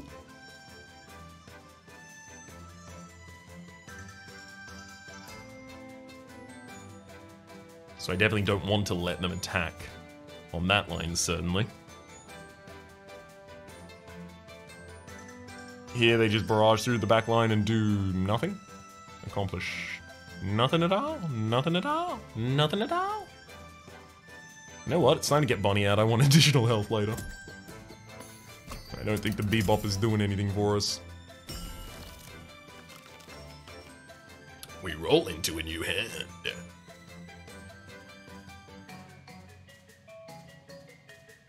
So Demona is about to apply Double Demonize the enemy.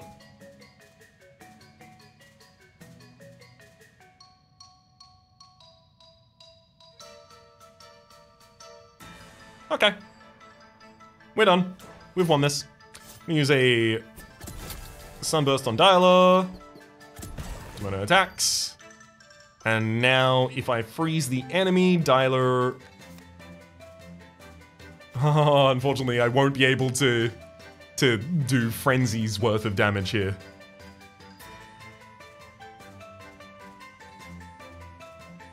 Unless I use Yeti Skull to kill Fallow, clearing out the line and then freezing the back line so Krunker doesn't respond to me. And then I attack for 2 instances of 12 damage, taking out Krunker. Woo! Sunbell of Fellowship.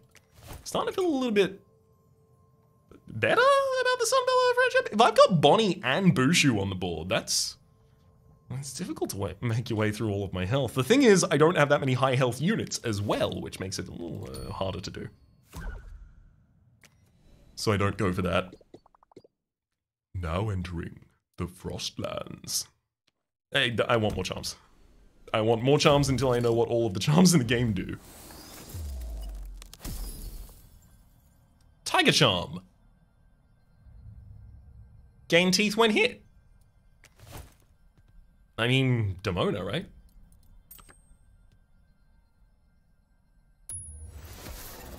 You just sit out in the front and you take damage and you deal damage if people hit damage. Sure, it wasn't my most eloquent sentence, but they can't all be. Or any of them. Burster. Haze. We see a new keyword here. Haze. When attacking, hit a random ally instead. What? Oh, right. You apply that to me. I was wondering, why do you want to hit your allies? There's a crab up here on the top line. Blocks 3 instances of damage, has 5 health underneath that. I would love to kill the crab before I have to worry about Burster. Because there are 2 bursters. I'm just not going to be able to take both of them out in a reasonable period of time here.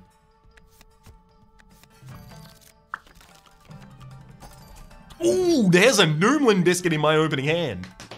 Ooh, I love these. I love it when these is this. There's also a Yeti skull for murdering my own egg, summoning my best friend.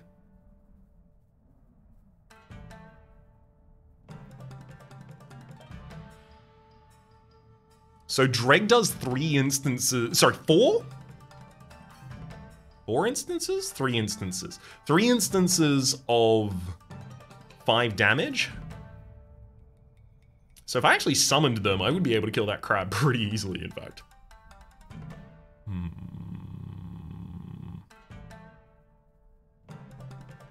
It does compete against getting Noomlin Biscuit out early, getting Bonnie out early, etc. I'm doing it. Die Dreg. Die Egg, sorry! Summon Dreg, rather. Whew.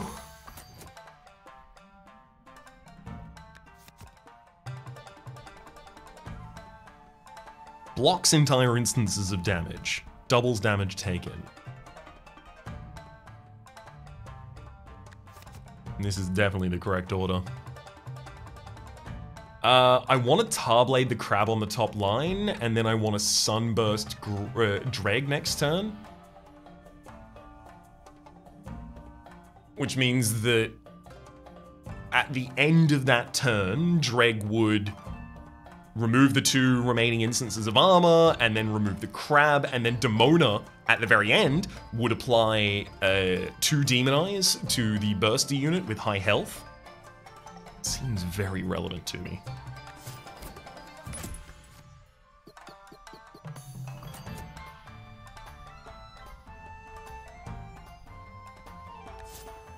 Get him with the Sunburst.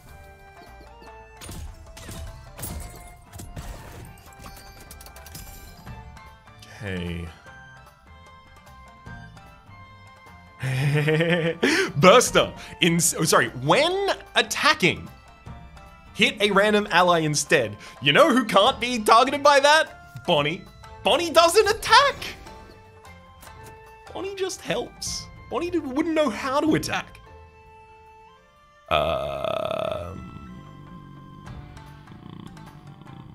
If I move you up, I can do the same thing to the other Burster, hilariously. That seems great. I also want to get the Noomlin Biscuit out here in cycle 1, so I'm going to use that on the Fallow Mask. Got him.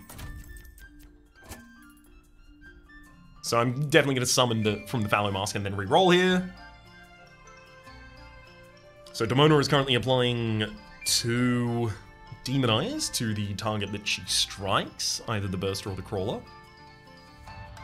If I do it on this Burster, then in the next hand, I'm very likely to have the setup for Azul's Blade, right? How many cards do I have left in the deck? 6. Yeah, I'll have Azul's Battle Blade, which will then kill this Burster and the Goblin at the same time, but it only kills the Goblin in a single action rather than, you know, making it take multiple hits. Also takes off one of the armor instances of the Crab. All of that seems pretty good to me. Sets up the Crab to be able to die to Dreg very easily also. Okay, I'm gonna summon Fallow. Go for a big draw. Yeah, Azul is set up for the next hand. I can also just use instances of Tarblade to take out instances of shielding from the Crab. Get his crib.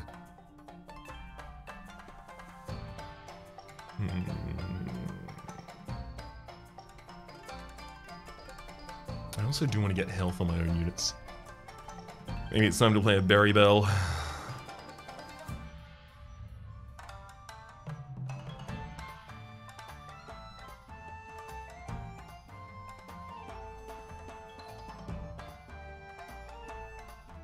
No, Tarblade.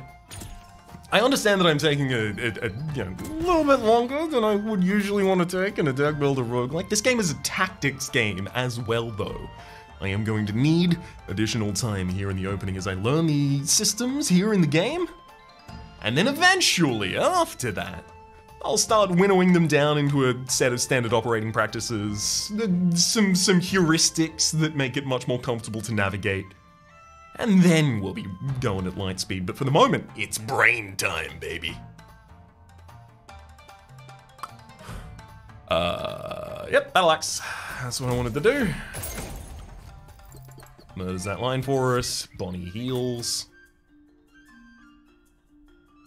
Crawler on the top line has not been hit, so they have not applied that to a random ally yet. I'd prefer them not. In the first place, if possible, just not do that. Another way to do that would actually be with Bebop right now. There is going to be a resummon soon-ish, I guess. And in my next cycle, I do have Azure Candle. That makes that the right play, I believe. Oh, let's consider for a moment the fact that Dreg is about to attack this crab, kill this crab, and then attack the top line for 5.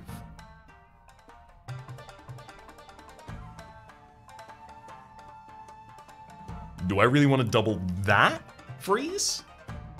That doesn't seem like the freeze I want to double.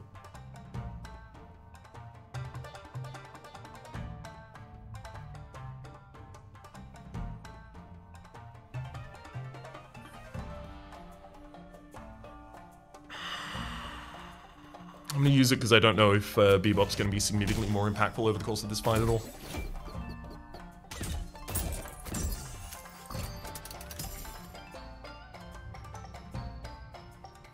I do want to kill Crawler in as few instances of damage as possible, though. That's something that also probably could have come to mind earlier for me. Okay, so the Burster again is going to be attacking the front line. If I use the Berry here, I can still have Demona tank this for us.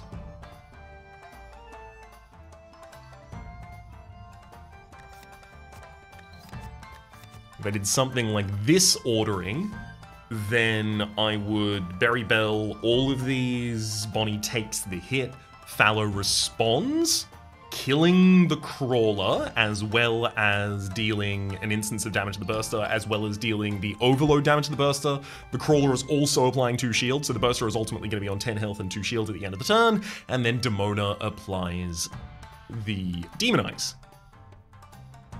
Seems all good to me. Berry Bell goes first.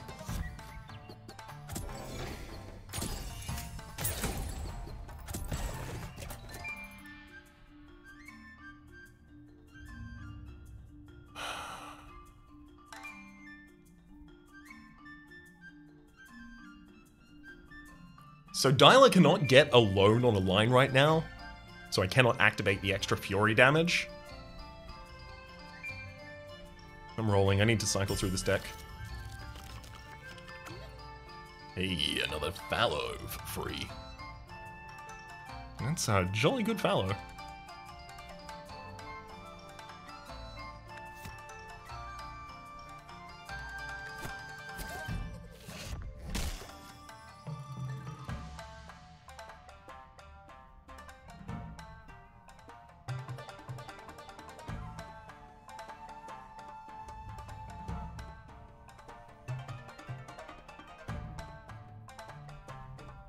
So on the top line, they've got 2 shield and 2 demonize. If I use a Tar Blade to take out one of the shields, then the second shield is taken out by Dialer, and then the first of the demonizers, rather, is taken out on the next strike, dealing 6 damage to the Burster. And it leaves another demonize on them. Unfortunately, they only have 4 health remaining, so I'm not sure the Azure Battle Axe doubling damage on them will give them 6 overload. It may only give them 4, because it's only equal to the damage dealt. So I may want to keep them alive longer. Making someone faster right now? Who wants to be faster? I mean, Demona will get some shielding. But will also activate this turn in a way that's not particularly helpful. I think it should be Dreg. Get quick, buddy. We might need you. Whoa! Hey! Hey! That doesn't work. That doesn't... I actually call shenanigans on this one. I know, it's a new system. I don't understand how it perfectly works. How the heck ever? Block. Blocks entire instances of damage. Block. No damage dealt. Undamaged. Then, let's contrast this with Demonize. Doubles damage taken, counts down after taking damage. It should not count down if you have blocked the entire instance of damage with a shield. I'm not saying Shell should prevent this, by the way. Shell, you take damage to the Shell. This shield is a counter that blocks entire instances of damage. Demonize should not be removed. I stand by that. That's also gonna make my life really difficult here.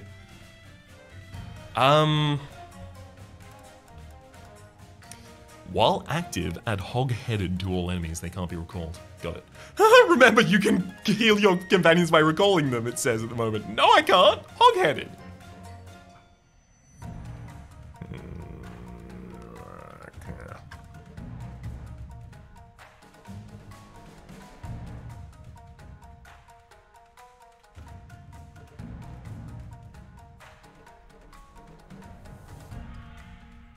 I need to take out this crab on the bottom line, definitely.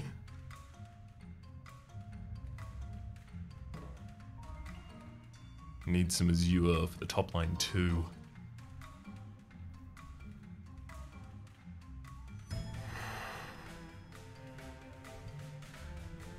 So if I use the tar blade here on the bottom line, I take out the crab this round. And then I leave myself still open to some future Azure Blade and Azure Candle play.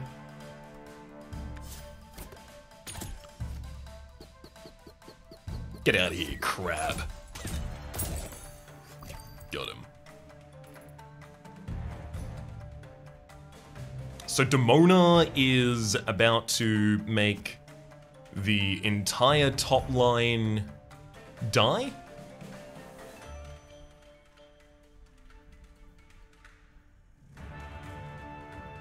Right? You apply the 2 Demon Eyes, I use Azure's, it deals 6 damage, it gives you 6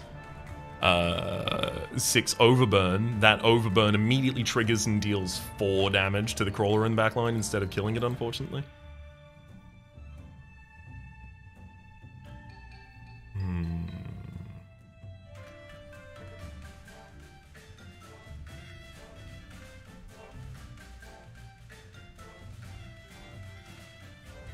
Unfortunately, the unit would have to have a lot more health to be able to use Azure's for double damage, giving double overburn, and then double that double overburn, which is what I was kind of hoping to have happen. It's not gonna happen.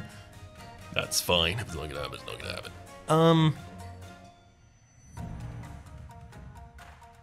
So let's do what we can in the meantime then. Azure's Candle itself is not especially useful right now. That crawler in the back line, unfortunately, would be providing block to a random ally if I hit it, so I don't actually want to cast anything this round at them. Not many more units are coming out on field. Actually, I think the right play right now is Cycle. I don't think almost any of my units want to be here right now. These cards in hand, rather. Another way to do it would be put Fallow on the top line and then freeze Fallow.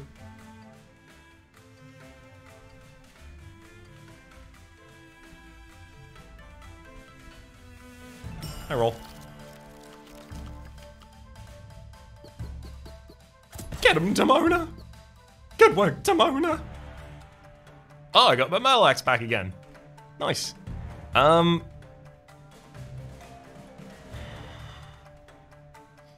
in another problem area, which is to say, if I put both Fallows up here on the top line, Crawler attacks currently for 4 damage against Demona, gives Demona 1 shield. Then Fallow, first, responds with 4 damage to everyone on the field, and...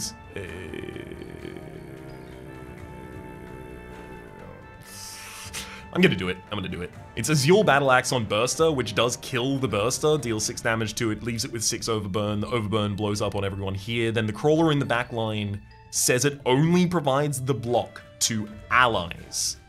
Again, with the same rule of Bonnie, you are not your own ally. So that means that Crawler will provide that 2 block to other targets on the field, and then it's gonna do that 3 times. And that's gonna be a little bit annoying, but I will heavily reduce the complication of this field. Goes your Battle Axe. Here we go. Pretty much exactly what we expected, and exactly how we expected it to occur. Numbskull on the top line has 6 damage. Very, very easy to block with a Fallow right now.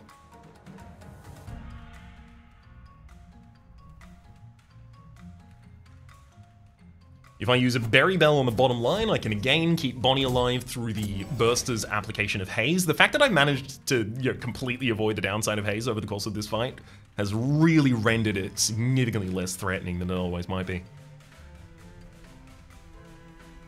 1 instance, 2 instance. I mean, there's no reason to put Demon Eyes on a target that that has shield at the moment. I have to work through the shield first, otherwise it's not worth a dang.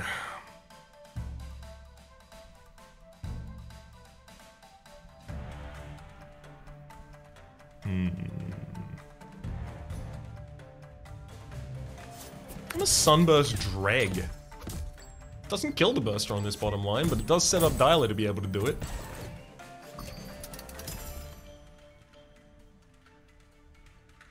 There's literally no way that I can lose the rest of this fight. As long as I was just chumping fallow consistently, I would be fine.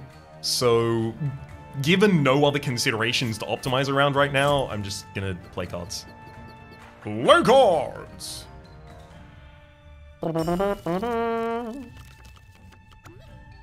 Oh, another fallow mask if I need it. I don't, so I won't use it.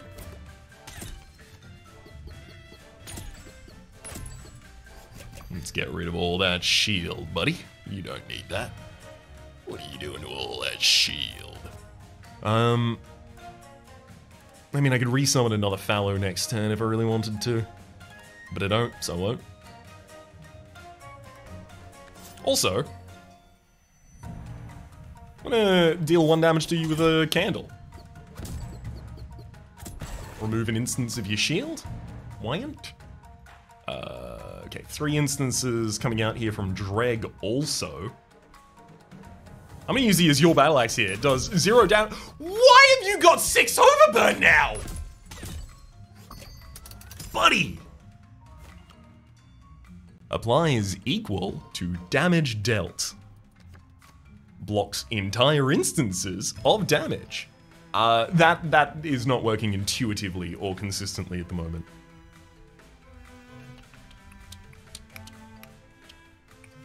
It's okay. Again, game literally just came out and they've already talked about the fact that they have targeted bug and balance fixes upcoming. Not mad about it, it's just I expected it to work slightly differently and then it didn't. Surprised.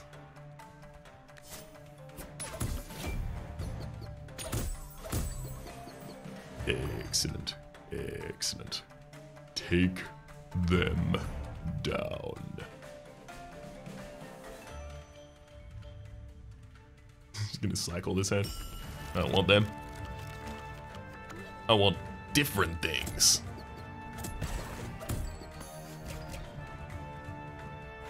Double the target's overburn. There we go. 18. How'd you feel about that, you numbskull? Hey, that's his name. I wasn't being disrespectful. Sure, I put a little pepper on it, but... What's life without seasoning? There's a choice of a muncher or a woolly snail here. Oh, I do want more control over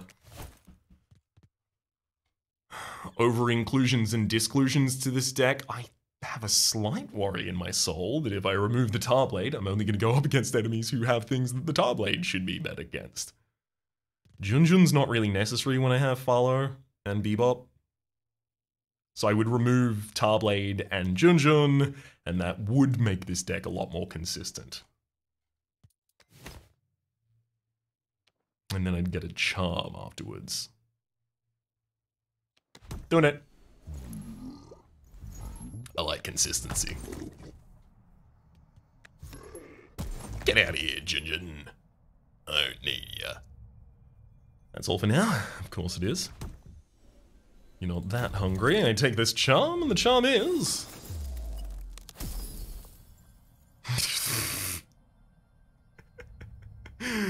Gain 5 from each kill. Time for me to get money in this deck.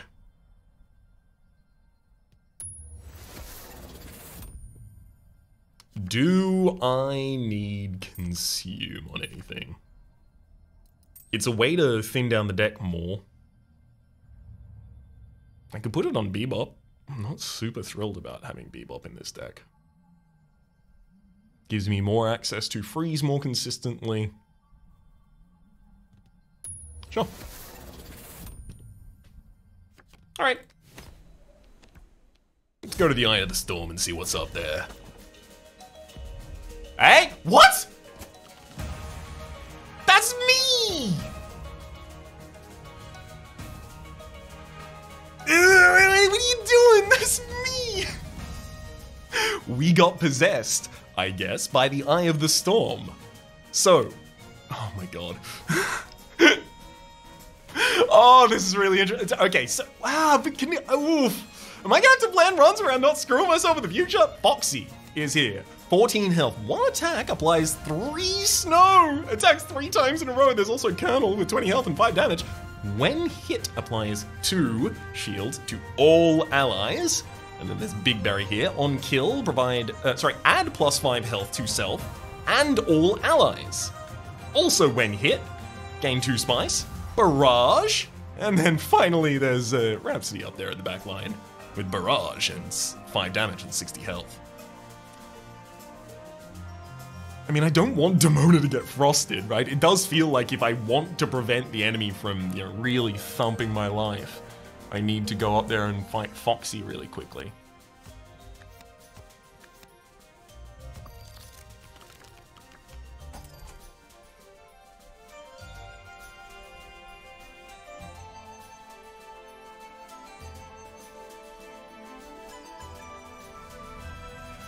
So good news, instance number 1, the egg will suck up 3 hits from Foxy without a problem. No concern whatsoever. So I actually don't need to play immediately quickly here on the first turn, which is very, very good, because now, without doing that, I have the ability to use Noomlin on the Azul Battle Axe.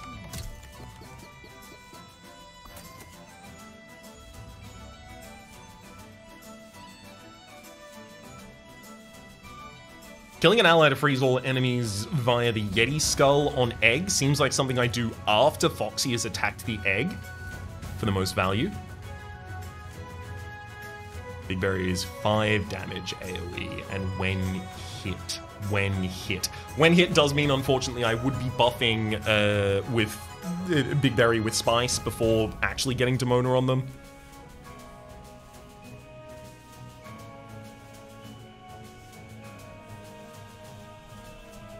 Big Berry is also definitely going to attack at some point, right? So I may as well get out something that Big Berry can strike. Otherwise, Big Berry is going to barrage the other line, and I'm going to be even sadder about that.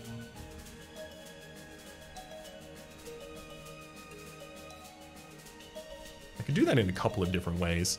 One way is egg gets struck 3 times, and then on the next turn I move the egg down. It's the chump for Big Berry.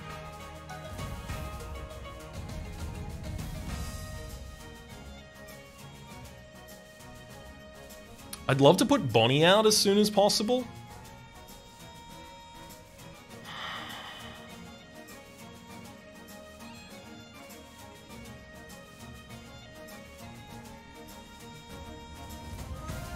Deals 4 to the attacker, so I wouldn't be able to kill my own Bebop mask. Okay. Bonnie goes out on the field. Foxy on top line intends to attack for 3 instances of damage against the egg.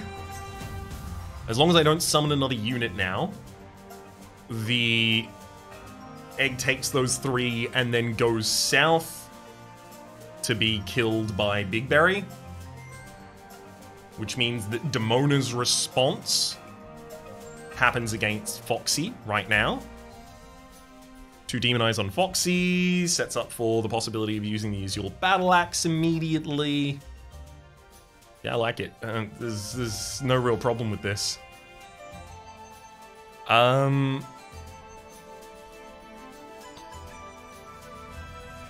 the best way for me to approach this right now is to... you apply 2 to all allies when you are hit. That's unfortunate. I would be hitting them if I threw a bottle of any variety at the Colonel there, unfortunately.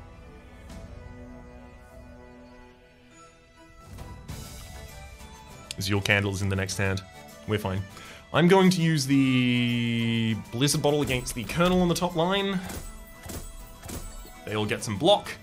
Egg is now frozen by 9. Now, I'm looking to use the Azul and then reroll this turn. Egg's going down, 100%, and everyone else is coming back up, so this is about where I want to be. Azul goes first on Foxy for 6 damage. Now, if I double that, it'll be 12 damage on Foxy from the Overburn, which will then explode, dealing 12 damage to Colonel in the back line. Then Big Berry responds by killing the egg and summoning Dreg.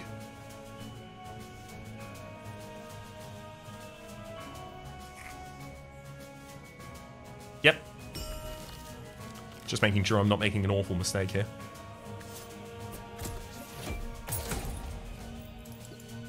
Ooh, that also didn't count as a direct hit for the sake of Colonel. Bonnie and Dyla are attacking this turn. Sorry, activating this turn because Bonnie doesn't attack.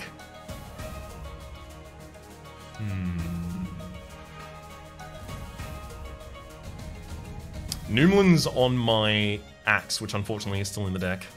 I could immediately draw to get to that axe, which... That's not awful. That's not awful.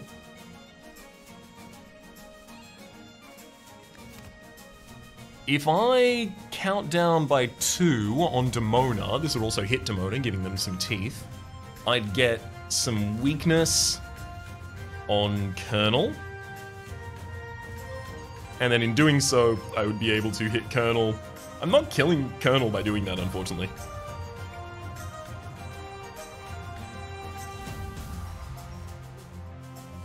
I really do need to be killing Colonel in fewer hits than this.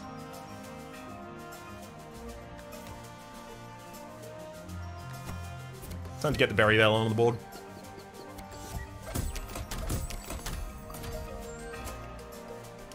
Right, I forgot there are more cards.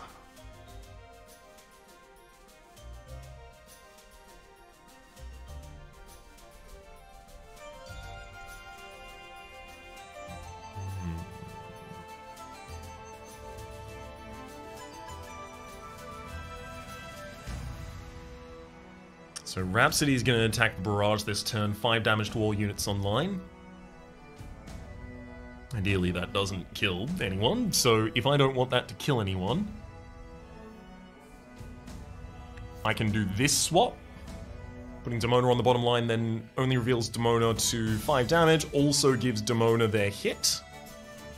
And then I could use the Sunburst 2/2 on Dreg. Dreg attacks the front line for 5. Giving everyone some shield, and then murders the front line ultimately. Also does 5 damage to Grizzle in the back line, giving us the ability to start working on them.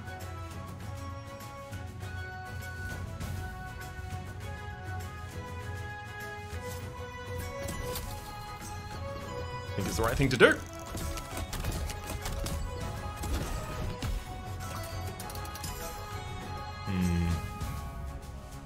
The fact is I'm throwing away all of my freeze if I want to go forward right now. I do really want to do it. Doubling and tripling and doubling. Demonize and overburn and demonize. It's gonna be good! Watch it happen. Rude. Rude. Give me the Azul's Candle in the same hand. Oh, these deck cycles are awful for us.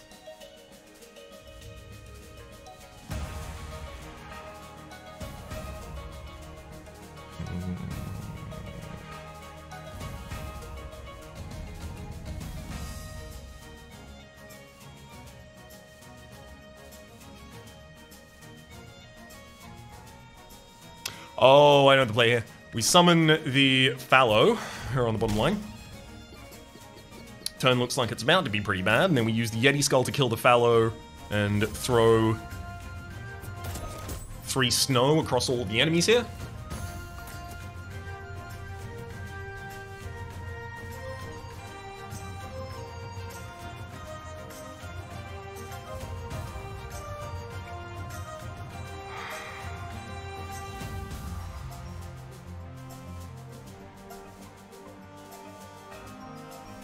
I don't want to just redraw this turn. I can do it for free next turn instead. I could get Dyla to attack alone on a line right now. If Bonnie's before Dreg, I could even have Dreg use Sunburst to be able to kill Grizzle. Grizzle activates in 2 turns, so that's pretty relevant.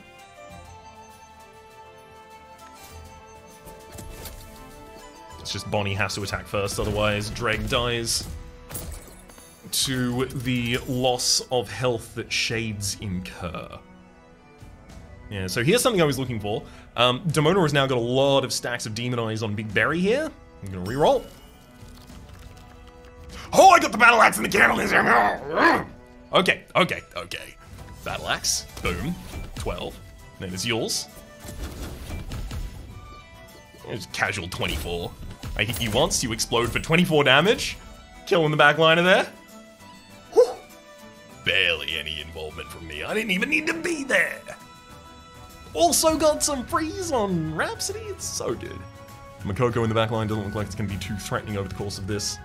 Although they will hit me and give me some damage. Nice. I think I'm so far in I think I am in such control of this battle that there is nothing the enemy can do to me at this point.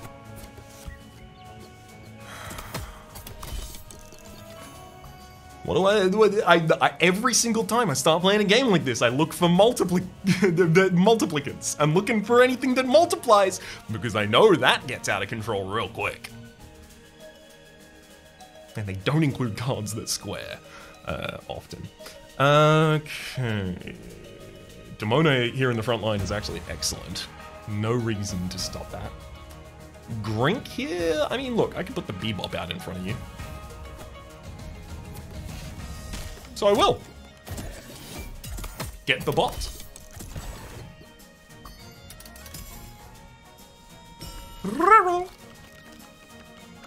I love this. Noomlin. And then there's your candle. I love this. So you're 5 damage in Barrage right now.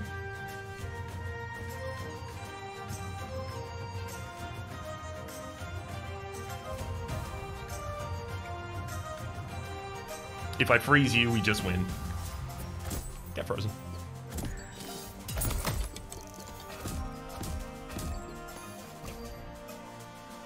I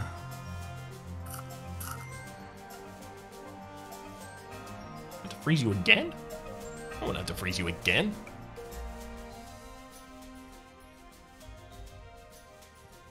I mean, I could actually just invert my units entirely. Seems good to me. Get him, Raps. Sorry, not Raps. Dyla. Get him, Dyla. Not Raps. Throw a Berry Bell on the top line.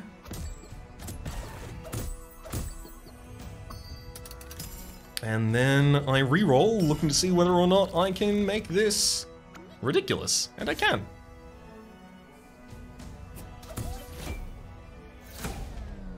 $15 overload for the kill on Rhapsody there.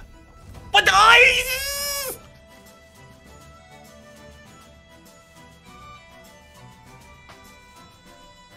thought we were so near the end that there was... Okay. I've been here before!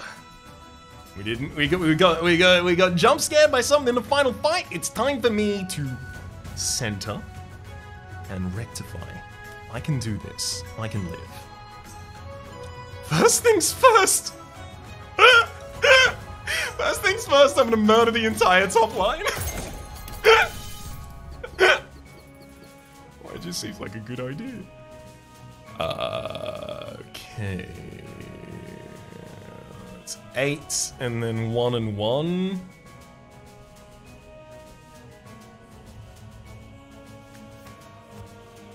So if I fallow in the front line here on the bottom line, 8 it takes to the Frost Guardian, and then the Grinks both attack Bonnie, who doesn't have an attack stat.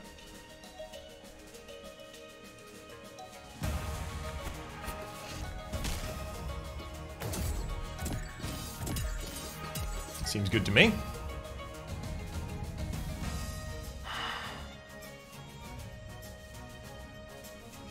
It really feels like I should be playing towards some sort of overload kill for the sake of the Grinks.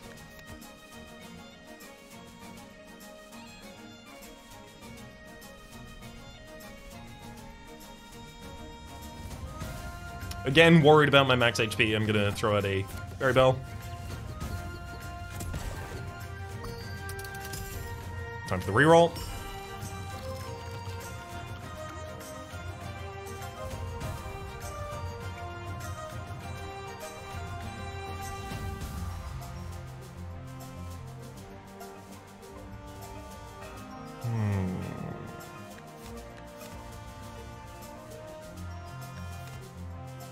could get Dreg to die here. If I really wanted to.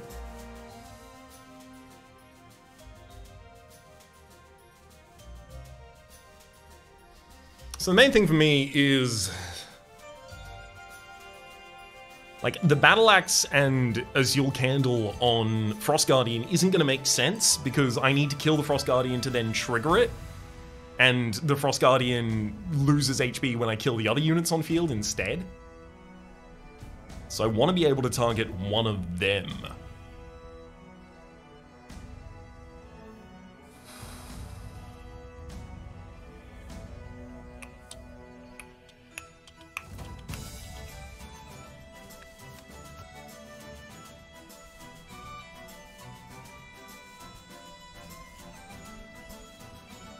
That's one way to do it.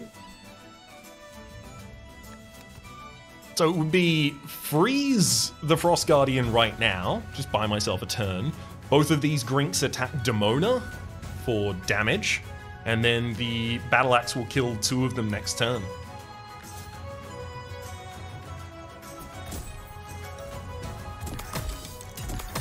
Thank you for damaging yourselves significantly there. Makes my life a lot easier.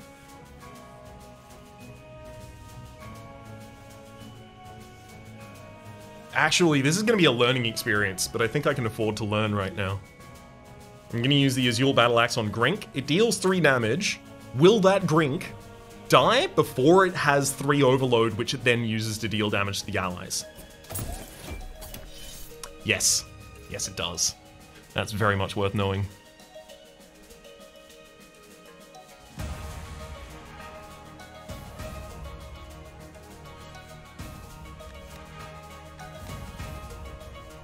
I'm going to throw a Storm Globe against the enemy, freezing them for a turn, then Dialer is going to attack, freezing them again. Unfortunately, they can only have a maximum of 1 frost, so it doesn't really do anything to them there. They have the ability to do 10 damage to a single unit, and then another unit will be dealt some. So you kill the Dreg, and then Demona is going to murder the Grink in response.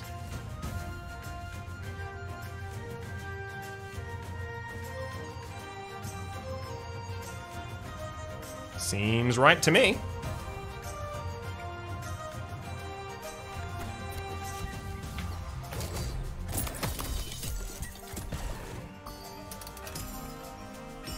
We roll through the Frost Guardian to the Battle Axe and the Azul Candle for the win. See? Unflappable. Tell you what, I'm glad I'm not a baby bird's wing, cause I'm unflappable. Dialer is one. Victory question mark. Dialer is the person I'm gonna have to respond to next time. Not keen for it. You're looking pretty powerful there, friend. We did manage to get 50 blings from a single battle, 3 combo kill. We did manage to, is it 1,000 damage we did as well? Yeah, 1,000 damage we did as well, and 3 demonized kills. Baby. Oh, survivors, something, attacking Moko. I unlocked another thing! More things than I thought I was gonna. New Frost Guardian ascended. Oh, I wonder if at any point I'm gonna start planning my decks around, well, how do I make sure that I don't end up with an end boss that's, oh boy. Oh boy. Oh boy. Oh boy. Oh, that's why they look different, because they are. Oh no. I'll find a way through it. Pet House, new pet trained. Visit the pet house to find our new pet. Hot Springs, the hot spring will attract new companions. There's also a Inventor's Hut, upgrade rather, and a Challenge Stones, charm unlocked. A Tribe Hall, visit the Tribe Hall to discover your new tribe, and the Icebreaker Cabin construction has started. Let's go through these. New tribe, it's the Clunk Masters. The lost tribe of the gnomes. These master tinkerers use junk and scrap to fuel powerful clunkers and weapons. I'm very keen. Striking a balance between creating and recycling junk to power machinery and weaponry is fundamental to the Clunk Master strategy. Then, there's this one up here. Hi, I'm Marina. Welcome to the Hot Springs. People come from all over the land to enjoy the soothing effects of this warm water. Equip 10 charms. Easy. That's just gonna happen over the course of probably 2 runs at this point. It seems about 5-6 charms per run. Spend 500 blings. Obviously gonna do that naturally as well. New invention. A Slap Crackers. It's aimless, it has Frenzy 4, and it deals 1 damage. Super cool. Introducing the Slap Crackers. They do 4 instances of a single damage, but if you can buff it up, if you can make it do more, buddy, you're working with gold. I mean, you know, buffing this with charms, especially to apply an effect, comes immediately to mind to me. Add 3 Clunkers to your deck. I mean, look, if anything is going to incentivize me to play the Clunk Masters in the next round, it's going to be that I unlocked them, but I guess that too. Loki! You're so adorable. 5 health, 2 damage, applies a Demonize, but is aimless. Loki's ready to go. Discount 5, buy 5 discounted items. Okay, again, that's gonna happen over the course of probably multiple runs. Is that it? I think that may, ooh, no, never mind. I can see the team that I'm gonna have to deal with at the end of the next, so cool, so cool. Okay. I mean, Demona is probably gonna be the thing that I need to deal with immediately. Oh boy. Man, charms really, really buff these things. There's certainly gonna be a run where I'm like, okay, I'm gonna hold off on using any of these charms unless I know they will contribute to the final fight on my side, because otherwise, things can get weird. And then there's also this up here. Lone Survivor. Oh, right, okay, so this is charms that are unlocked by completing achievements. So Lone Survivor, win a battle with just your leader, and that got us the Frog Charm. 15 snow on a single target, 50 damage on a single hit, 100 damage on a single hit, 50 shell on a single target, sacrifice 10 allies in a single battle, 20 shroom on a target, defeat the Frost Guardian with a scrappy sword. Stack 5 block on a single target. There's High Roll and Gnome Friend, both of those question marks. I assume they are going to be similar to the one that I am currently seeing, which is Moko Charm, add Frenzy, but -2 to damage. Survive an attack from King Moko, and win the battle. So, unique outcomes from certain boss fights. It's also undefeated, win in 3, Balloonist, win a daily voyage, I should do that relatively soon, and Sunbringer, which I also don't know the effect of at the moment. But, speaking of the moment, for the moment, my name is Rhapsody, the name of the game is being Wildfrost. Top left is a series playlist for all my content on this game, past, present, and for the long, long future. Down below is a YouTube recommendation for what it thinks you should watch next, and streaming past the names of the people so generously supporting the Republic on Patreon.com/Rhapsody Plays, and above the thank you, and as well as the links to this episode to Dialer. Hopefully you all have been enjoying yourselves, and we'll see you next time!